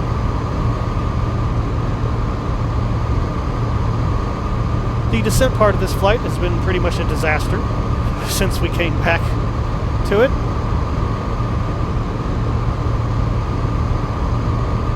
Got that lovely reflection on the land in front of us, which should not be there. That means this tile is damaged.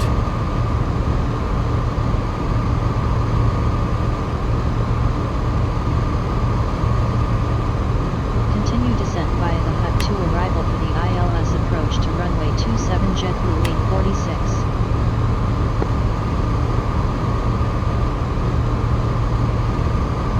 There we go. Let our first officer do the communicating for that one.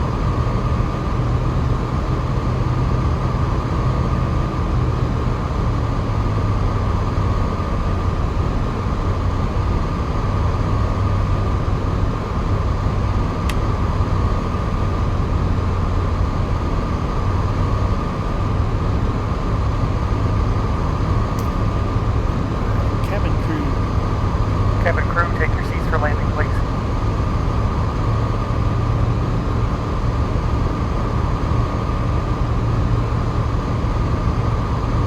Alright, let's go ahead and pull that speed back 180. Give me flaps 2.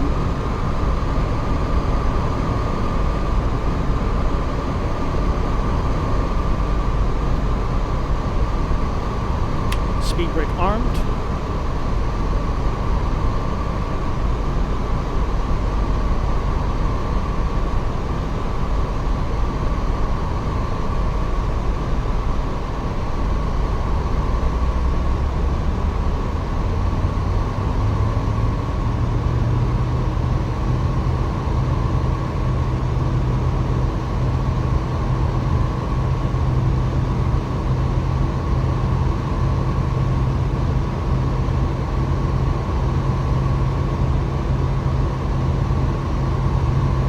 Alright, we'll attempt to see if the autopilot will actually work, but I doubt it's going to.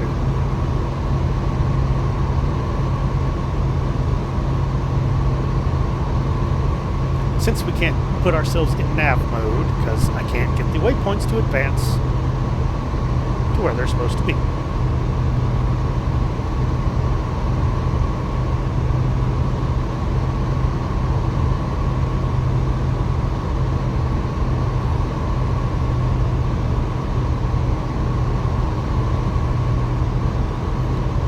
Foggy up here today.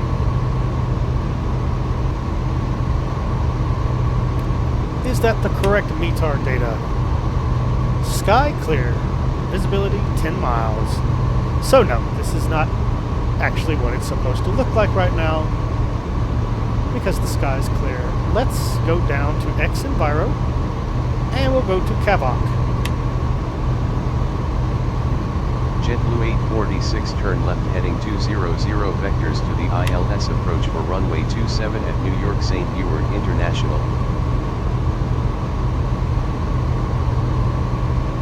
Heading 200 vectors to the ILS approach for runway 27 JetBlue 846.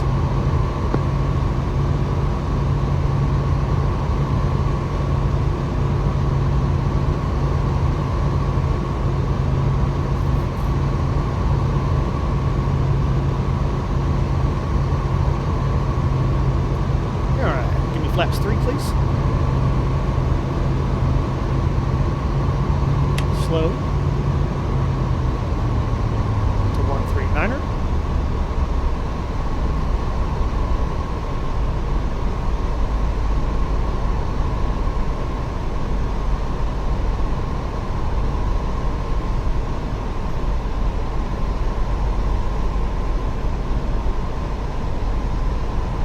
I love how KSWF didn't actually clear up anything.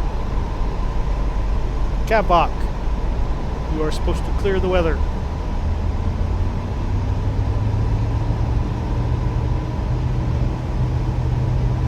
JetBlue 846 turn left heading 190. Heading 190, JetBlue 846.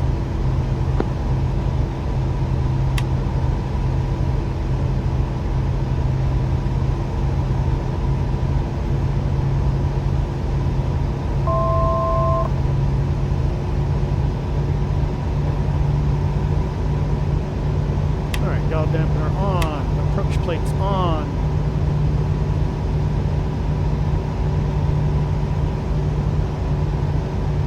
Oh, that looks like it might have been a mistake.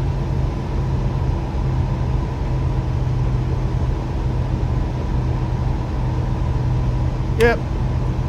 Back to heading mode, please. Yaw damper back off. Yep, we're going to have to hand fly it in. I will one day learn how to use the approach computer on this wily bird.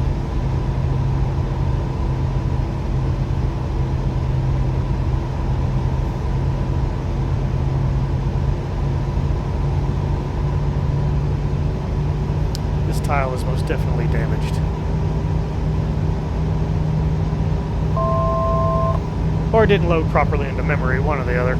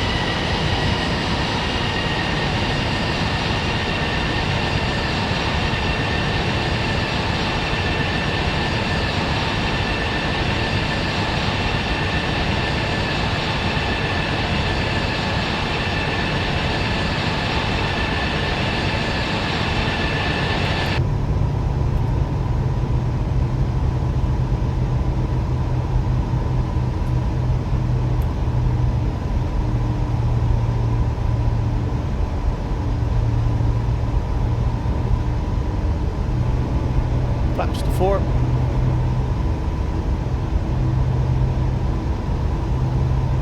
Yep, picking up the ILS now.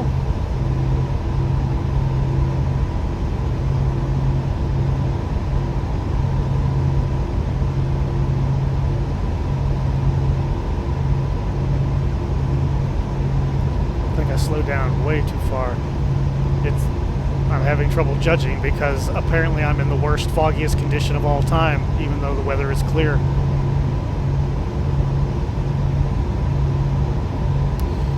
You know what, let's just... This is falling apart, turning into crap anyway, so why don't we just go up here and turn off xEnviro. Yeah, see how washed out the ground is. That is what it's supposed to look like here. Clear skies.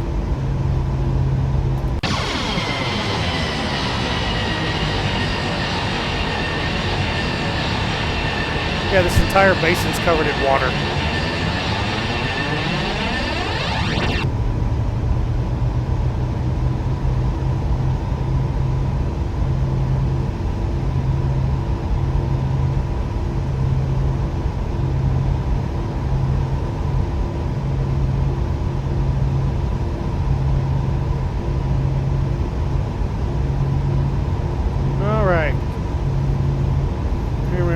On the final.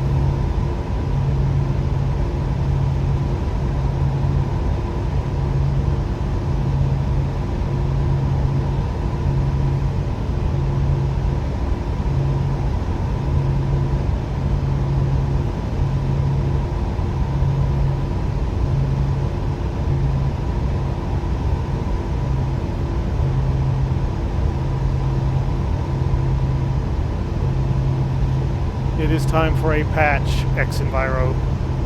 We are overdue. X-Plane 11 release has been out for weeks now. We're now at 11.1 version. Give us a patch, please.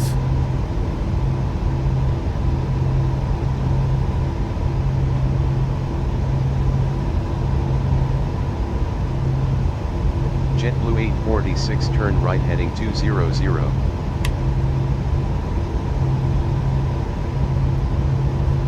Heading 200, JetBlue 846.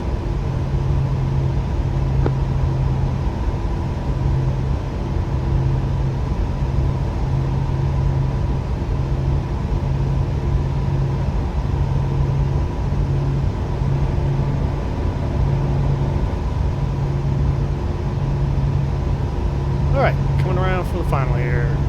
Final speed 130. Flaps full.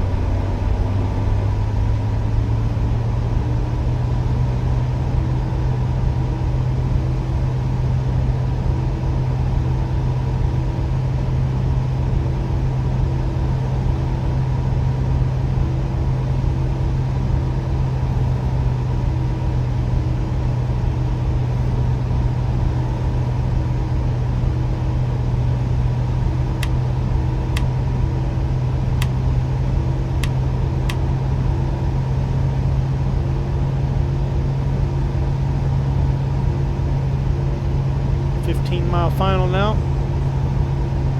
Should give us the call to turn in here.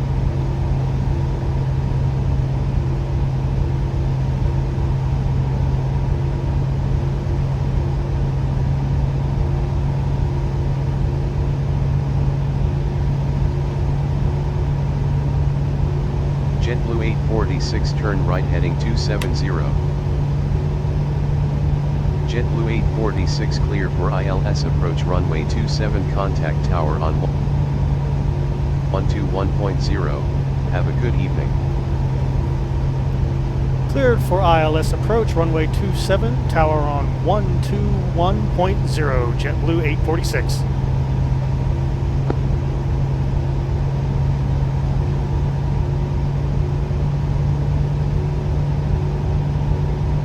That's not what I said.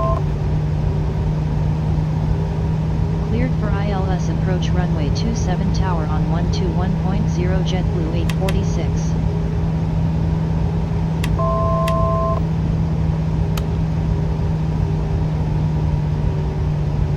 Well, let's see if the approach computer works now. Nope, still wants to turn wildly off course. And flying it is.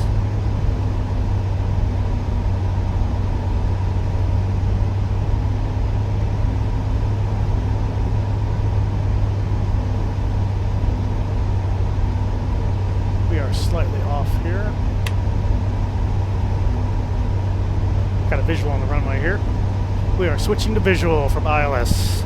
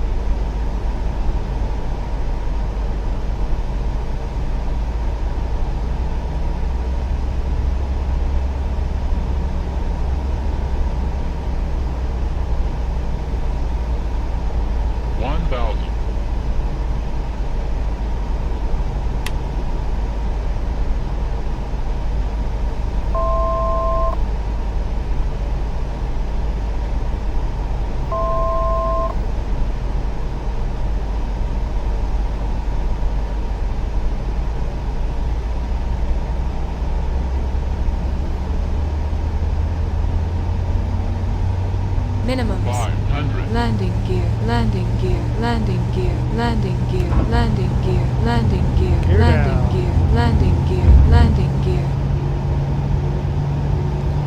I love how it's completely Minimums. ignoring me now. Completely ignoring me. This aircraft is not trimmed for approach.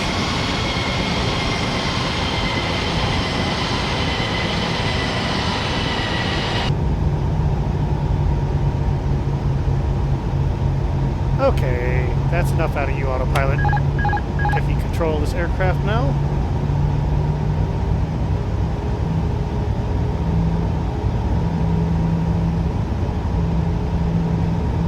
Whoa, whoa, whoa, whoa, whoa. Oh, that stupid trim knob.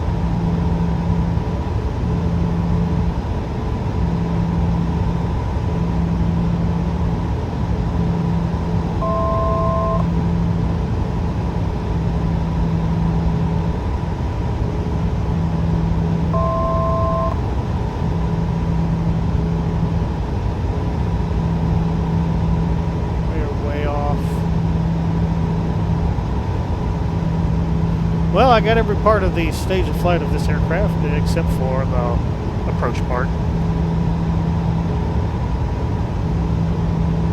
I don't know what the glide scope computer was doing.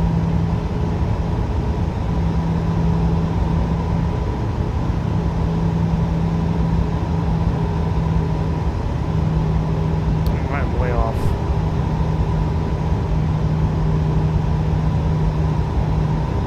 Approaching 27.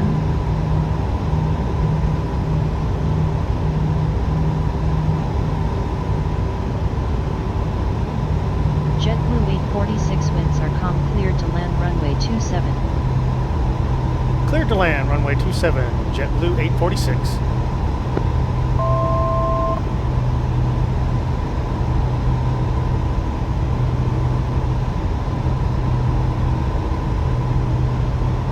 Minimize. 500.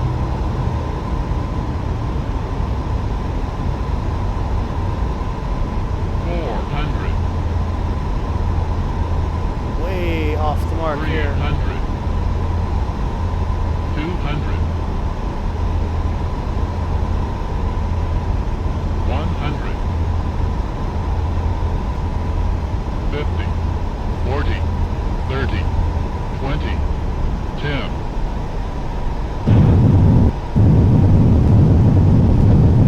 Only one reverser. Why? Why? That should be both engines reversed. JetBlue 846 exit runway when able. Just brake here.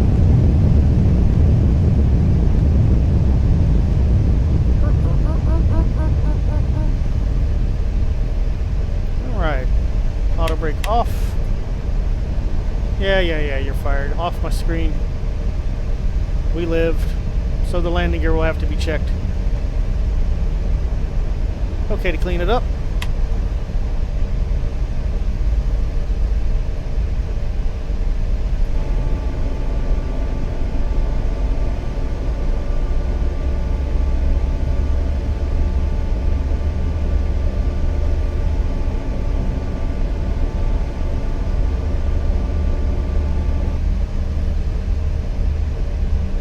Clear of active JetBlue 846. JetBlue 846 welcome to New York St. Ewart International Contact ground on 121.9er. Good day. Ground on 121.9er, JetBlue 846. JetBlue 846 request taxi to the gate.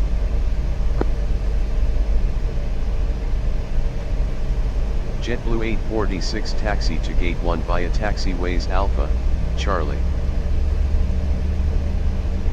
Taxi to gate 1 via taxiways Alpha, Charlie, JetBlue 846.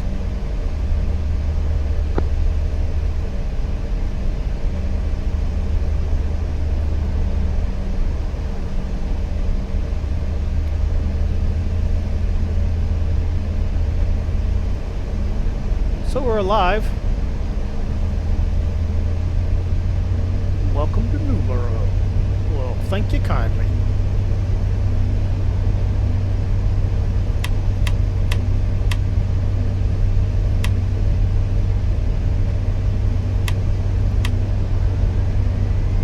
Go ahead and start up the APU. Get back on the center line.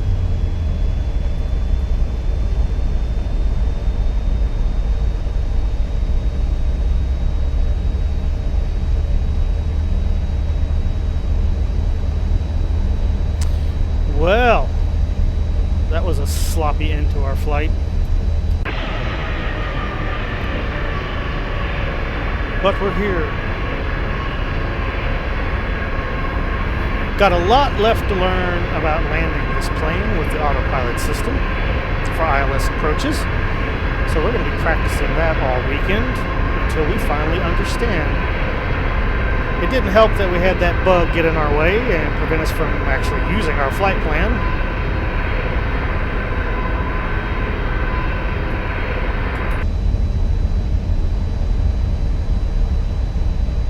Better luck next time.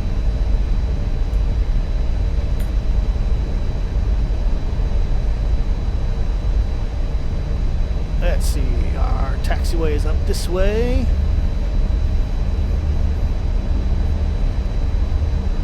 So this airport has a National Guard attached to it. I can see the refueling tankers over there.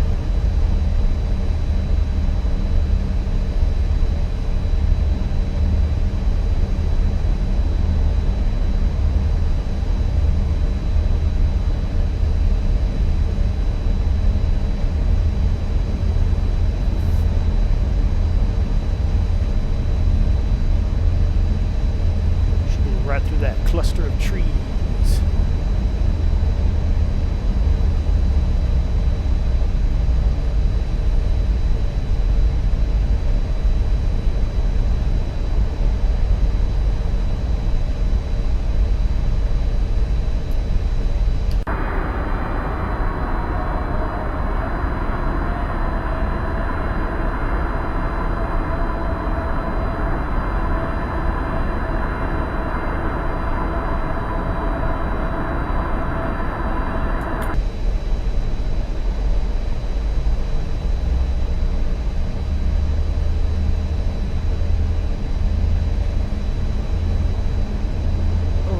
If I was gate 1, where would I be? Charts. Give me the charts. Gate 1 is the very first gate right there.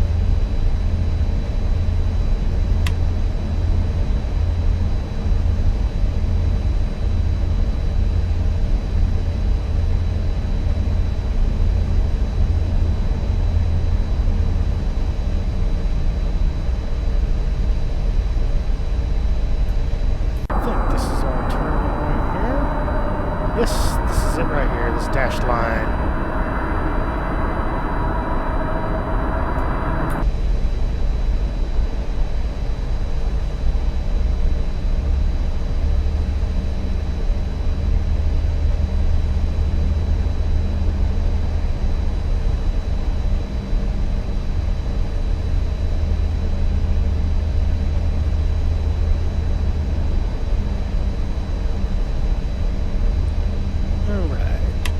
Doors.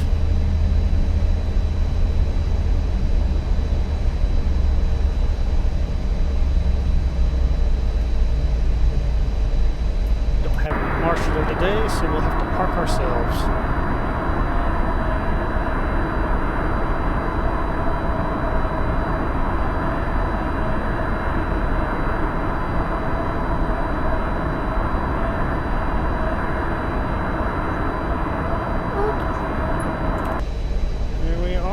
Parking brake set.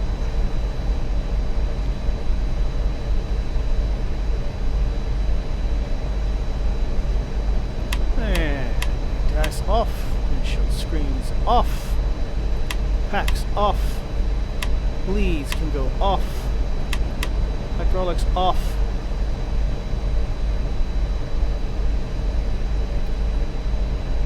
And ignition off, up. Ah, no. This click spot really needs to be fixed. Stop starting the engine. Thank you. There we go, both engines should be shutting down. There we go, all right. Flight director off. Clock stopped.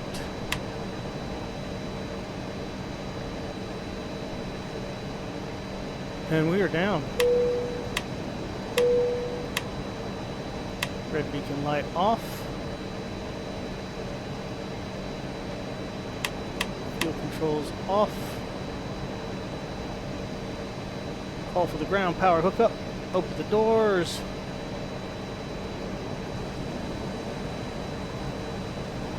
over to GPU and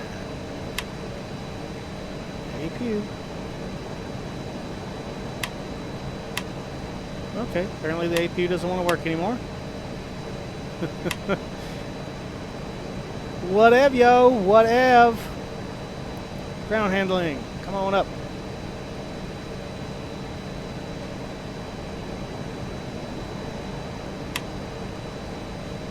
All right. Well, we made it. Somehow, someway, we made it. And we lived to tell the tale. Well, that could have gone a little bit smoother, but I think that's my 4th time to land the plane and my first time to not completely jerk it around like I'm flying down the Death Star trench. So we're moving up in the world. Yeah, moving up in the world. Well, all right, I ain't going to bore you with any after talk here. Thank you for following along. Comment below. Give me some hilarious feedback on what we did today. And in the meantime, here's the instant replay of that amazing landing.